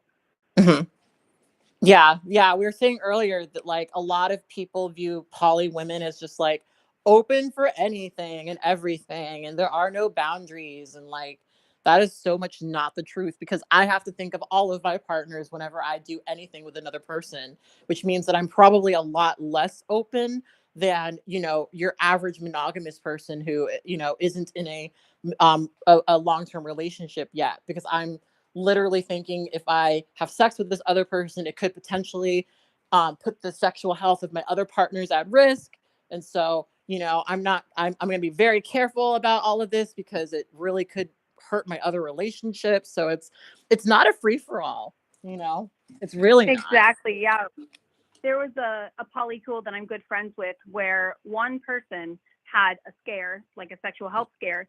And as a result, I think it was about 15 people ended up having the same scare, because someone was sleeping with someone who was sleeping with 2 people, who was sleeping with 3 people, kind of situation. And ever since I saw that, I very much value how communicative you have to be in these relationships. And that's been a part of it that's been really wonderful, is I've never felt like I could be this open with someone. Like, I have no fear telling my partner, hi, that guy's really hot, because I know that, unlike my past relationships, the person I'm dating isn't going to go, you're never allowed to be attracted to another human being on earth, because we literally have another girlfriend.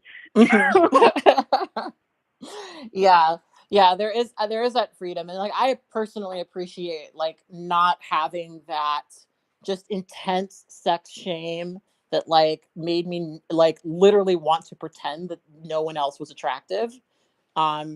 You know, like my ex would go through my Instagram and like look at the pictures of men that I liked and would be like, why did you like this guy's picture? And what's this about? And I'm like, Oh, I've never yeah. understood that. I've never understood that. Yeah, I don't either, because it's like, I just like this picture, but I'm laying in bed with you every night and I love you. So what is this about? You know, like it's weird. Exactly. My friend told me the other day, my monogamous friend who is not from the scene told me that she gets insecure when her partner likes photos of other women. And I didn't understand. I was like, but you live together, you're engaged.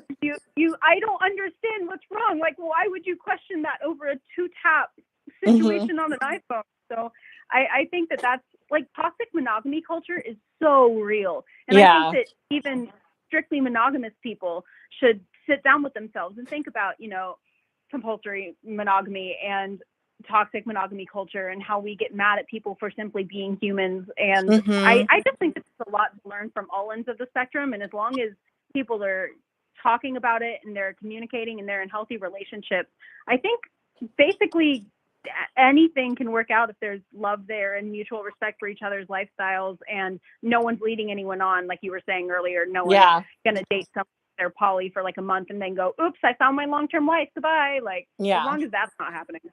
Yeah. Like, cause that's always the issue, but it's so complicated because much like your own experience, people change and shit happens. And, half the time I'm like, was he dishonest with me or did he just like not know yet?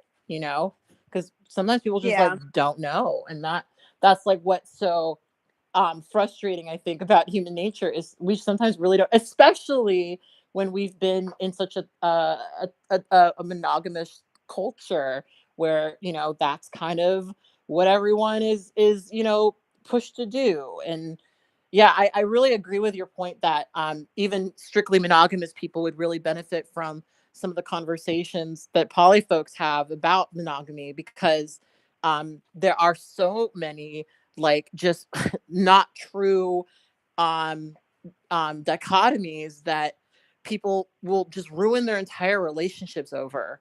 And exactly. I'm always about, if something's a boundary for you, make that boundary known, and then if it's not for you, it's not for you. But somebody who is liking a picture on Instagram isn't necessarily looking at you and saying, why aren't you like this girl? That's not exactly. People look different, they act different. It's okay to be attracted to more than one human. And I think as long as all of us can agree that we are not meant to only be attracted to one human being on Earth, I think that things will get a lot better really quickly. If we can all decide that. Yeah, I absolutely agree. Well, Roxy, I have to take a couple more calls, but I really love that you called. I don't know if you're going to be where I last saw you, but I might be there on Saturday potentially. So if you are there, I will say hello. Awesome. If I am there, I will find you. Okay. Yes. I think we're both very easy to find people. So exactly. I'm really short, but we'll make it work. Yeah. Well, I'll just look for the three of you and then I'll find you. Exactly. Yeah. Just the loud 3 screaming lesbians. That's us. You'll find the Powerpuff Girls, basically, because you guys do look like the Powerpuff Girls. It's great. I love it. All right. Well, I'll talk to you later. Bye. Bye. Thank you. All right. So, how long? Oh, we've been here for 3 hours. I'll take a couple more calls, but I actually do feel like we've got some really good, solid ones. So I'll see how I feel after this call. And maybe I'll take another. Yeah, we'll see how we feel. All right, here we go.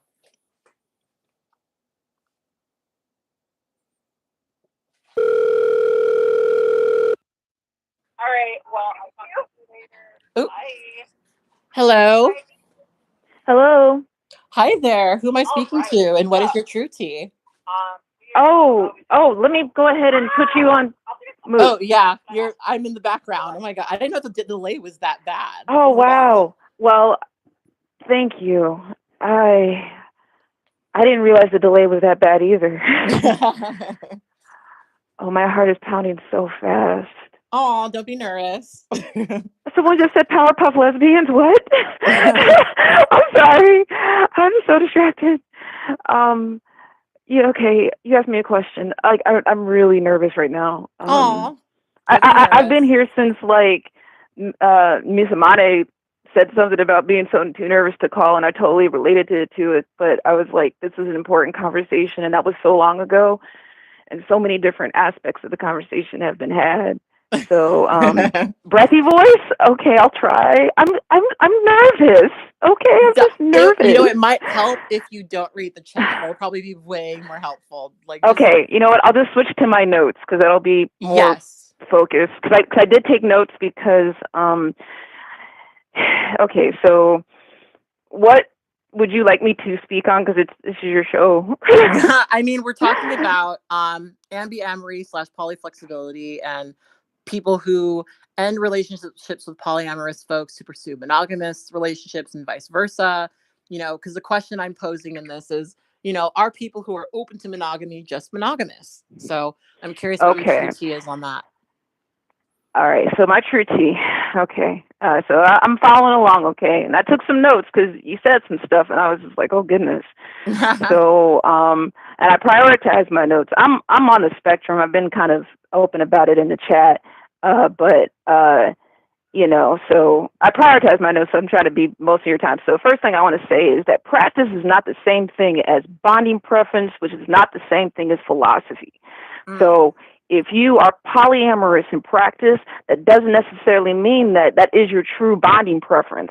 You could be a monogamous person and just practice polyamory because that suits your lifestyle at the time, but you don't necessarily agree with the philosophy, But you could be, as you said, functionally monogamous in practice, but it not be your bonding preference. That's like the wonderful spirit that came on earlier. It was very balanced in it, and it was talking about like just how I don't know, I've seen all of the people that have spoken as different points on a spectrum, Yeah.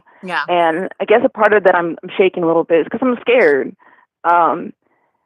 There's a lot of there's a backlash, I understand there's a lot of relationship shaming that occurs around, people who are not monogamous. And I don't want to say non-monogamous. I just want to just say not monogamous, okay? Because there could be people who are, who want intimacy, but different variations of that intimacy. And then you have poly people, and then you have, relationship anarchists and everything else. But just there's a lot of shame to not choose monogamy. And I don't think the answer to that is to put shame on monogamy. I don't think that's the answer. I think the answer really is building what makes poly people and also not non-monogamous people have their strengths. It's things that you've spoke on, which is communicators. And so becoming a good communicator shouldn't be just something that poly folks are just naturally better at, because I'm calling in because I ended a 15-year relationship with a genderqueer person. I'm agendered myself, but this person was genderqueer. They were primarily femme presenting for most of our relationship, but they currently express their full spectrum fluidity, and that's really beautiful to see that. But I was with them through their poly partnership to a cishet man that turned into a legal marriage. I was with them through their children within and outside of that marriage, that poly marriage. And I'm calling in to say that as much as I understand there can be a preference for poly philosophy and poly culture, people who just happen to be monogamously bonded, as in like they just have low relationship needs, they don't need to be a lot of like the thing about it is that I think just people are like poly, not poly. Like I've read The Red Queen, I've read Sex After Dawn, I've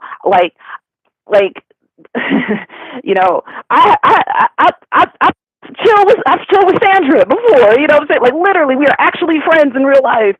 And so like the language has been put into my brain so hard to try to understand, and I just happen to be a simple person that's on the spectrum. I just need a couple people. But when I found this human being in my life and they were poly, I had to come to terms with the fact that there was just going to be more than one. That was just it, And I had to change my definition. And I came out at a leather conference in 2019, like had all these like, I had some leather bound bears and pups just sitting there crying because they were just like, oh, this is beautiful. Because I was coming out as poly. Because I was just like, I can't fight this anymore. I will not. This person will not be. This person is an inextricable part of my life. So my definition now has to change. I have to change. And within the next year, the relationship was over. Oh, God. And so, and honestly, I'm telling you, the reason I'm calling in is because we cannot use polyculture to gatekeep you with people. We cannot gaslight people. We cannot say things like, monogamy is not a realistic perspective. Maybe not for you, but like, I'm not hating you for that. I will love you, support you. Like, I was the doula to this person's child, and I turned down so many, and I'm also Black, as you can see, and also there was a lot of colorism dynamic in this polycule too. Let's not get it, like, I was the darkest person in the whole cule, and there's probably 12. There's probably like at least 10 or 12 people there, but I was always insufficient because I wasn't a part of the polyculture. I wasn't, like.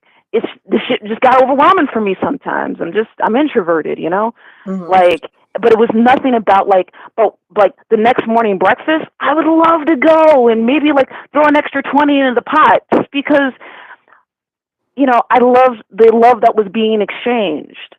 And that was my expression of my poly, was to support and be of support to my community and these deep connections. If anyone wants to read something, and I'll get off soon, but if anyone wants to read something, read Stranger in a Strange Land. Literally, the concept of water brother, deep intimacy. It can be sexual. It doesn't have to be sexual. It is like saying, do you want fruit or would you like pie? It's just how sweet do you want it today? It's all love, and these purity tests of how poly are you, or this monogamy versus, non-monogamy. It's like, it's not something that has to be bought into. Like, Kat, it is perfectly valid that monogamy is not warm or comfy or protected for you. That's totally valid, and everybody I can see on this live would want you just to be in those spaces, and you are. Like, you manifest those. I like to think I do those too, and so do other people who are honest, who figure out how to communicate. So that's pretty much all I wanted to add into it, is because it's like, there's all of the extra stuff that can get talked about, like, the whole micro label thing. Like, I just got upset. I was just like, I present as a Black woman, but I am gender neutral. I just exist in this body. If I could pick any other body, I would do it. I have no attachment. It is deep respect for my non-binary friends who just have a different experience of their gender than I do, and that's cool. That's valid. I just know that mine's. And I talked to some agender people, so I understood the difference. But that's why those micro labels are important, because you don't want to just be slapping labels on yourself and being uncomfortable with it. Like that couple, and that's my last thing is going to be on, is that couple that came on and he opened up and he just really talked to it. You could tell. I was almost afraid for him to go in, because the way she introduced it, I was waiting for some, like, I didn't know what kind of Muslim. I'm like, are you talking about Nation of Islam Muslim? Are you talking, what kind of which Muslim are you talking about? So I wasn't sure what she was gonna bring in, but hearing him, and it gave faith and gave hope to say that even if we have these other labels that might put us in a predisposition to maybe not think about things the way that people would expect us to, and those labels can be like Muslim or monogamy or something like that. Each individual person has to make the choice of themselves to open their communication centers, open their self-reflection, be honest with themselves, be honest with others, be honest when they can't be honest. Just say, like, I can't talk. Just having that, you wind up with growth and opportunities like that. And so thank you so much for having that space for that. I don't want to take any more time, because there's probably someone behind me who actually is trans and relates to your story. I mean, I'm just agendered, so like I'm not, so like I don't like. Does that count? like, I and mean, like it, that, you're, like I it's, know it doesn't, but like it kind of not. But I constantly like no one like I. The only way I can say I can ever compare to it is just that I've never seen as how I am. Until you get to know me, you'll just you will just see me as a weird black woman if you think I'm black. Because I've gotten that too. So but inside, that's the only thing I can do, and that's why I appreciate the journey, and that's why it inspires my own journey. So that's why I'm like, if you accept me as that cat, great. I will never put that on anybody else who actually lives this full journey of being trans, because that's very different. It's extraordinarily different, because I understand there's privileges like monogamous privilege and stuff like that.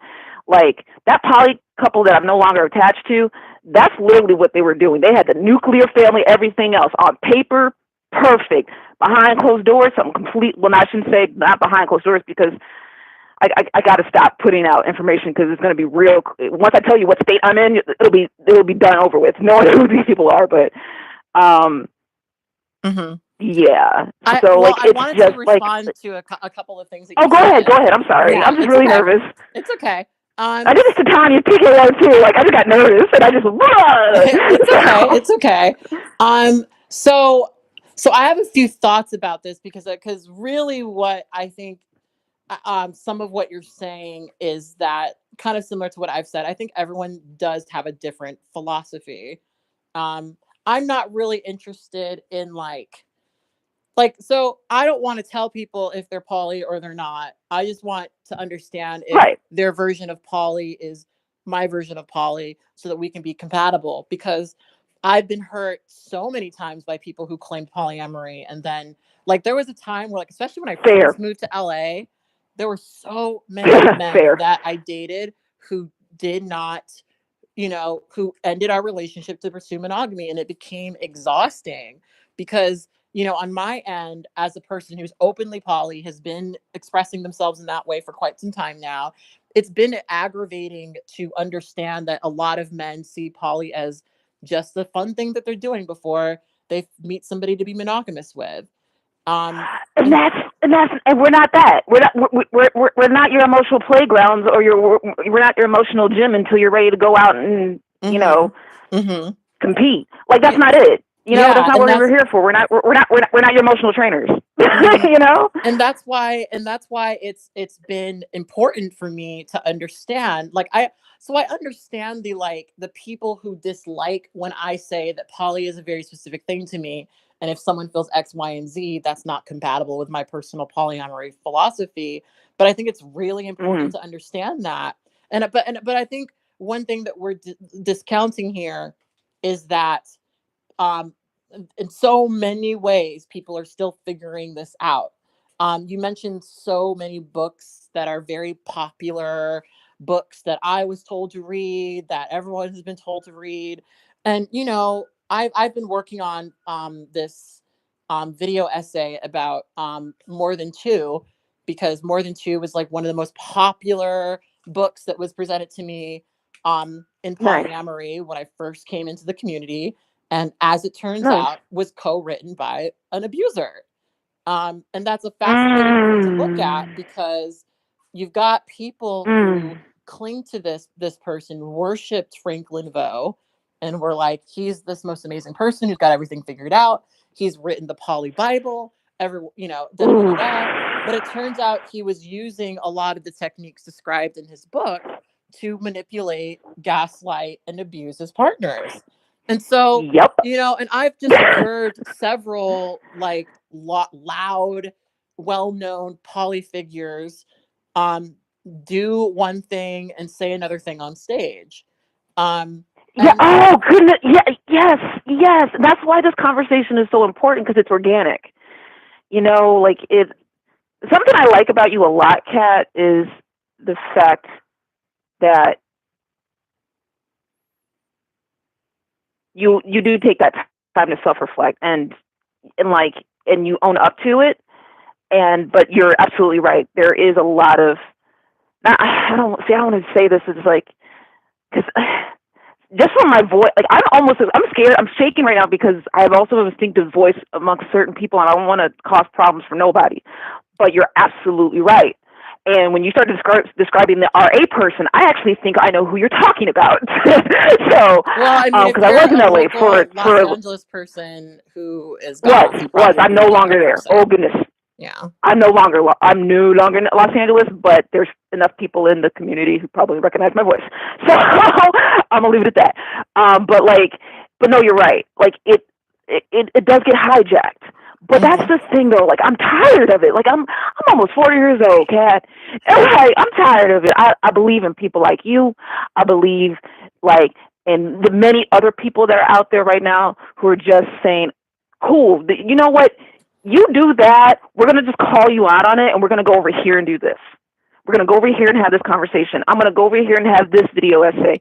Like, I want to thank you for that, just because it just recalibrates the focus. But it is important, though, that people know that like that they don't allow this language to be manipulated, because it is that purity test. It's that no true Scotsman. It's like, for anybody that's going through this journey to figure out where they align on the spectrums of poly, or the spectrums of their sexuality or their identity, their gender, literally also look up like logical fallacies, so that when someone wants to talk to you about it, they don't do this to you. They don't bombard you with these things. Look up gaslighting techniques so that you can start to recognize it, so that you're not being misguided in your journey, because there's nothing more important than you figuring out how to speak to your own voice, so that it makes it easier for you to hear others.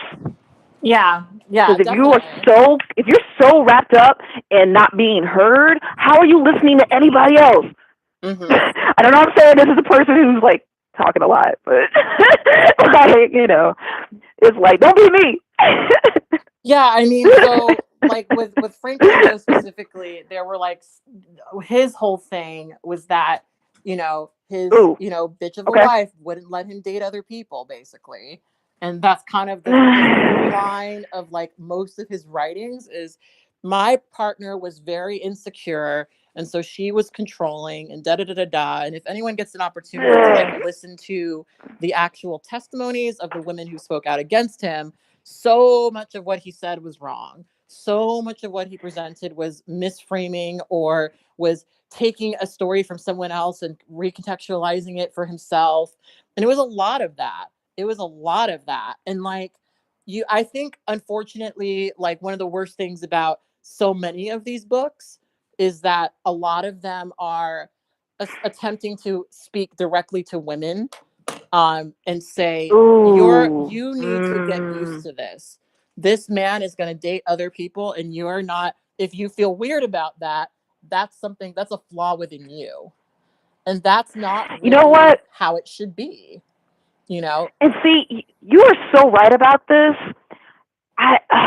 You know what? I'm walking over, so hopefully I'm not whispering anymore to those people who said that. But I'm looking at my sex section of my bookcase here right now. It looks like I can't get to it easily, but there's a two set series. It is one for feminine and one for masculine. It's like it's a Dallas sexuality or something like that. But they're for both sides of it. Now, it's very old, right? Like this, like at least I'd say like at least 30, 40, maybe 50 years. I don't know, something like that, right? So it's not been updated to understand spectrums. However, it's not the book. They wrote one for men, quote unquote men, and they wrote one for quote unquote women. I bought both, read both, and just extrapolated and literally took my mental blender for artists out there. I took my mental blender and blended the two to say, like, there has to be gray areas in this that make a whole thing, because it's a whole philosophy. But back to what you were talking about, philosophy, if someone's on the same level you're poly, and people who are making these books and saying all these things and are really good with words, especially if they make you feel very safe and secure as well. I want to make space for people who might be able to give you more of their direct experience as a trans person, but my gut instinct Like my gut instinct, this is as for what are the ether that's out there, is that Kat, you're evolving, and no one no one can like it like I already, like I don't know if it was the show or not, but it felt like you're just like I want to hear from other people, like you're doing the smart thing. But like I feel like to me it feels like you already kind of, and I said go with that because it's like, you know, I don't know, like when it comes to poly you have to match my clarity.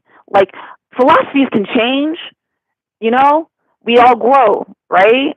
Mm-hmm. But if you're not at the same level of clarity, if you got all this muddiness, if you don't know how to speak clearly, if your partners are all over the place, and like, but my thing is just like, nah, you got too much drama. It'd be the same thing if I was single. I mean, I am single, but like I'm not actively dating or anything like that. But that's my mindset. My mindset is that I'm not single. But like, that's the same thing though. Like, it's like if your life was too messy, I'd have to.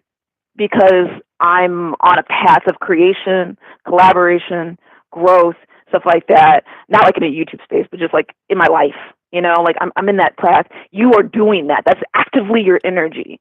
Why would you align yourself with anything that would take you away from that? Yeah, that's very true. That's very true. Yeah, I think So like like, going back to something I said earlier, I think that a lot of men have not self-reflected and don't really want to, nope. you know? So, you know, Well, they're not taught. A lot of men aren't taught to. Like, you were this is socialized true. differently, Mhm. you know? And you've spoken on that. You've been aware of that. It's one of the most. I love that about how transparent you are in your show about that, because it just gives me a perspective that's just like my brain. It forced my brain to think a different way, and I like that part. But you also understand that socialization part, Mhm. but again, you might be able to speak to this better than I can after this and make a whole video out of it. That doesn't give you an excuse to not do it. It does Mhm. not give you an excuse to just write books to force women to come to your side. You Yeah. are going to have to figure out, how does the female or the femme aligned, Mhm. okay, I like that. I like that better. How does the femme aligned mind work within poly? Can you write a book about that as a Mhm. man? And then as a woman, can you write, or as that femme presenting woman, can you write the other side? Mhm. Can you talk to that? Because once you can do that, then I can say, okay, you are at a place of insight that I don't know how to do. So I'm going to listen to you now, because you have a skill set I don't have. And Mhm. that's where I think the mistake kind of comes in, especially you can see it on YouTube too, of these people saying, I'm going to tell you how to be as the opposite of what I identify as. And it's like, that's weird. Yeah. I mean, well, not weird in a good, not good or bad, but just it's disconcerting, but at the same time, some people can give great advice. Like, I listen to you, and like, so like, and we're very different people. Yeah. So, Yeah. Everyone I don't know. everyone I has think it's, yeah. Go ahead. I'm sorry. I was gonna say everyone has their own perspective, and I think it's important to, listen to it and sometimes take what's good and leave what you don't need, you know. You're not Yeah, gonna but like agree with literally, everything. but yeah, but to the top of the thing of like being open to monogamy, which is just your monogamous. Nah, if you say that you're open to monogamy, that to me would be red flag. People use the words narcissist. I'm not going to argue with you. I'm not going to diagnose somebody, even though I have the degrees to do it. I'm not going to, but I'm Mhm. not going to argue with you if you want to call somebody that, right? I will say it's manipulative if you're saying that you're open to monogamy. It's like that, if you just say that, why are you saying that? Like, Mm. am I asking for you that? Do you think I value that? Do you think that I can be controlled with that? Don't do that. But at the same time, don't make assumptions about other people's monogamy. Like I don't know. Like the whole open to monogamy. I would literally say to that kind of person and say, you tell me more about that. Don't ask me what I feel about it. You tell me why you wanted to say that, and let the Mm. conversation reveal itself. But yeah, off the top, nope, nope, mm-mm.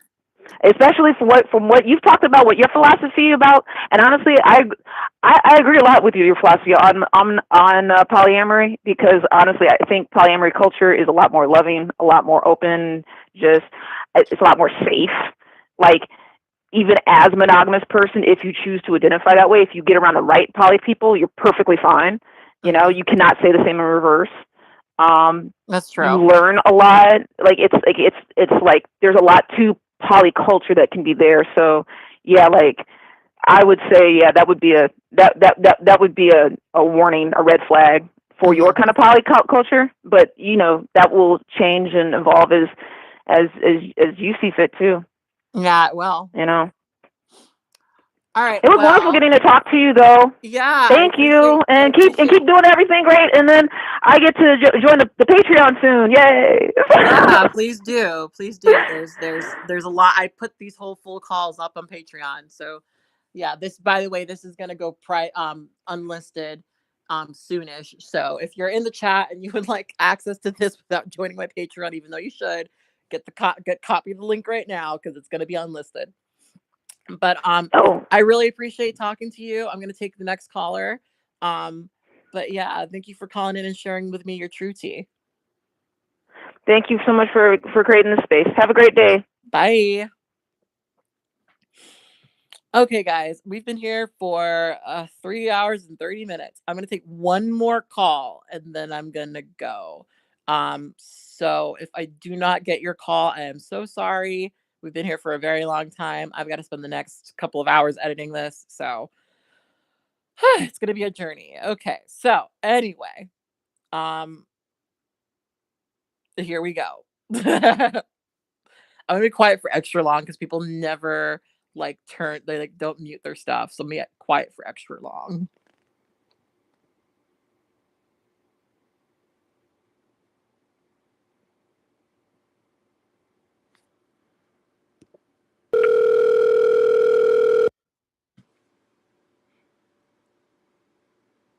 Hello. Hello.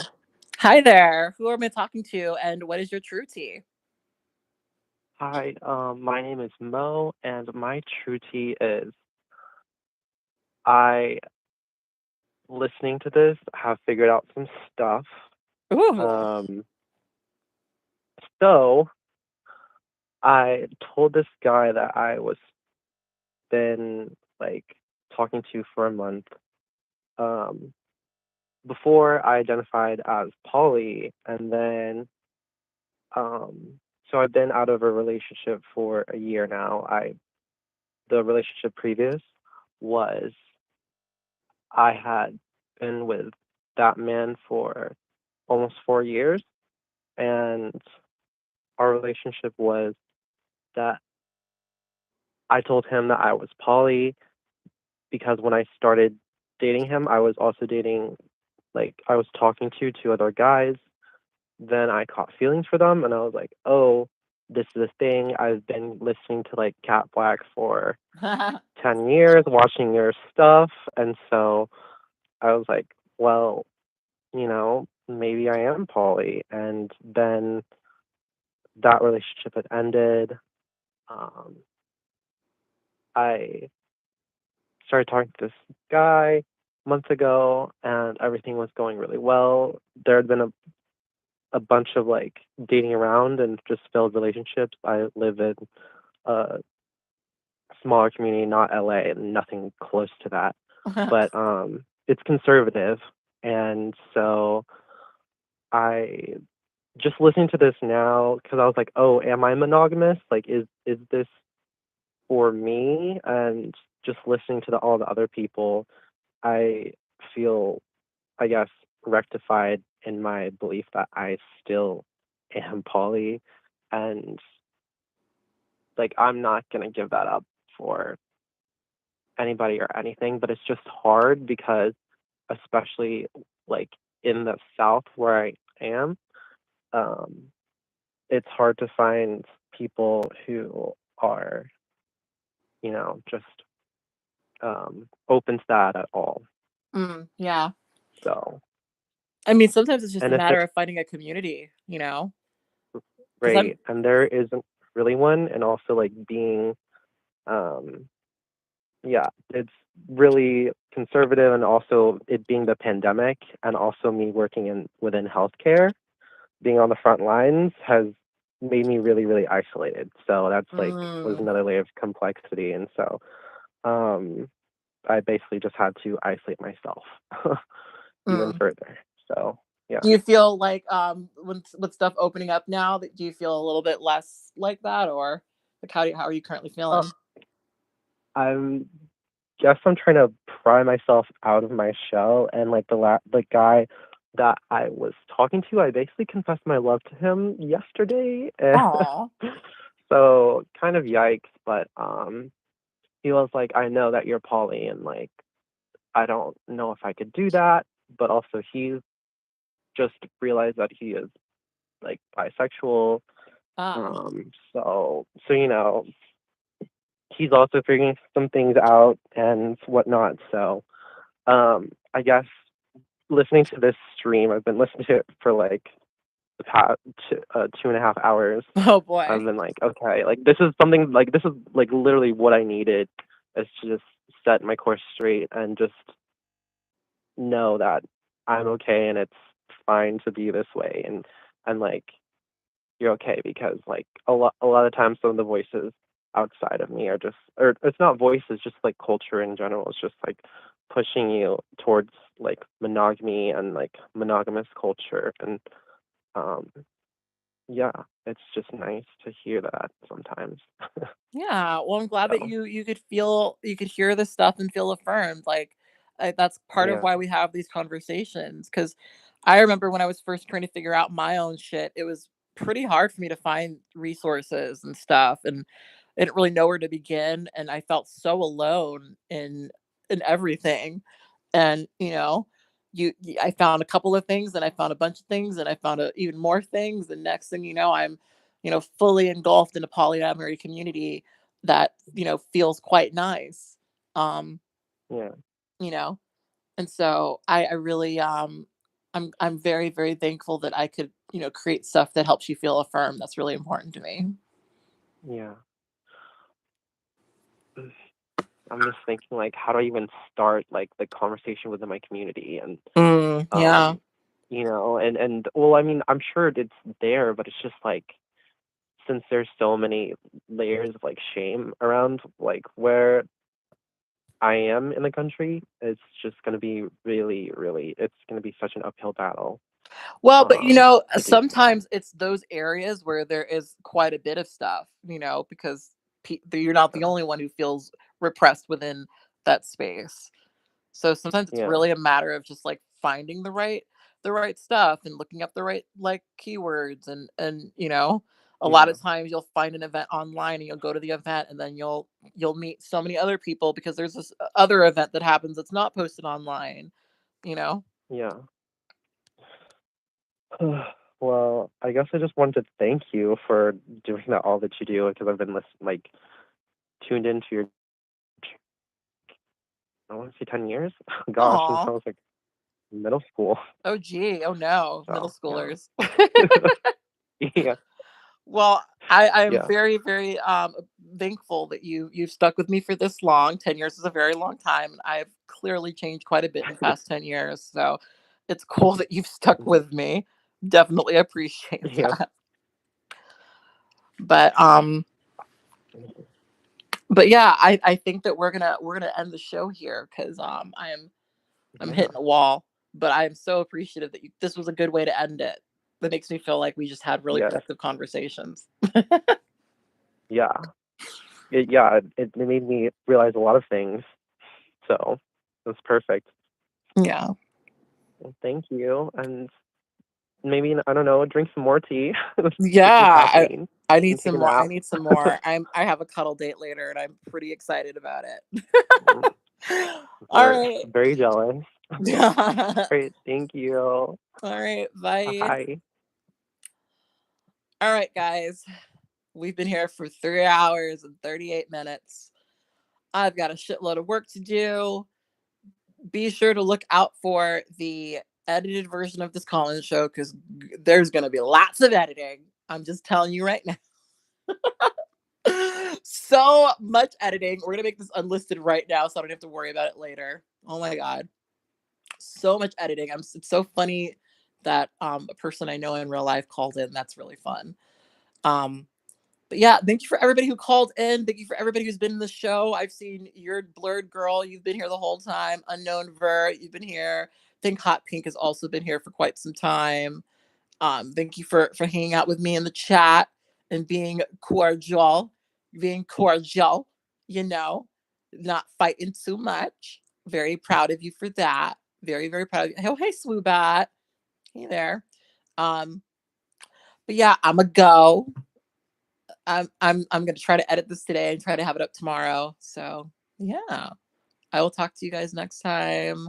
Bye. Oh, also if you want to hear the whole show, it's if you didn't copy the link, it's going to be on my Patreon. So yeah.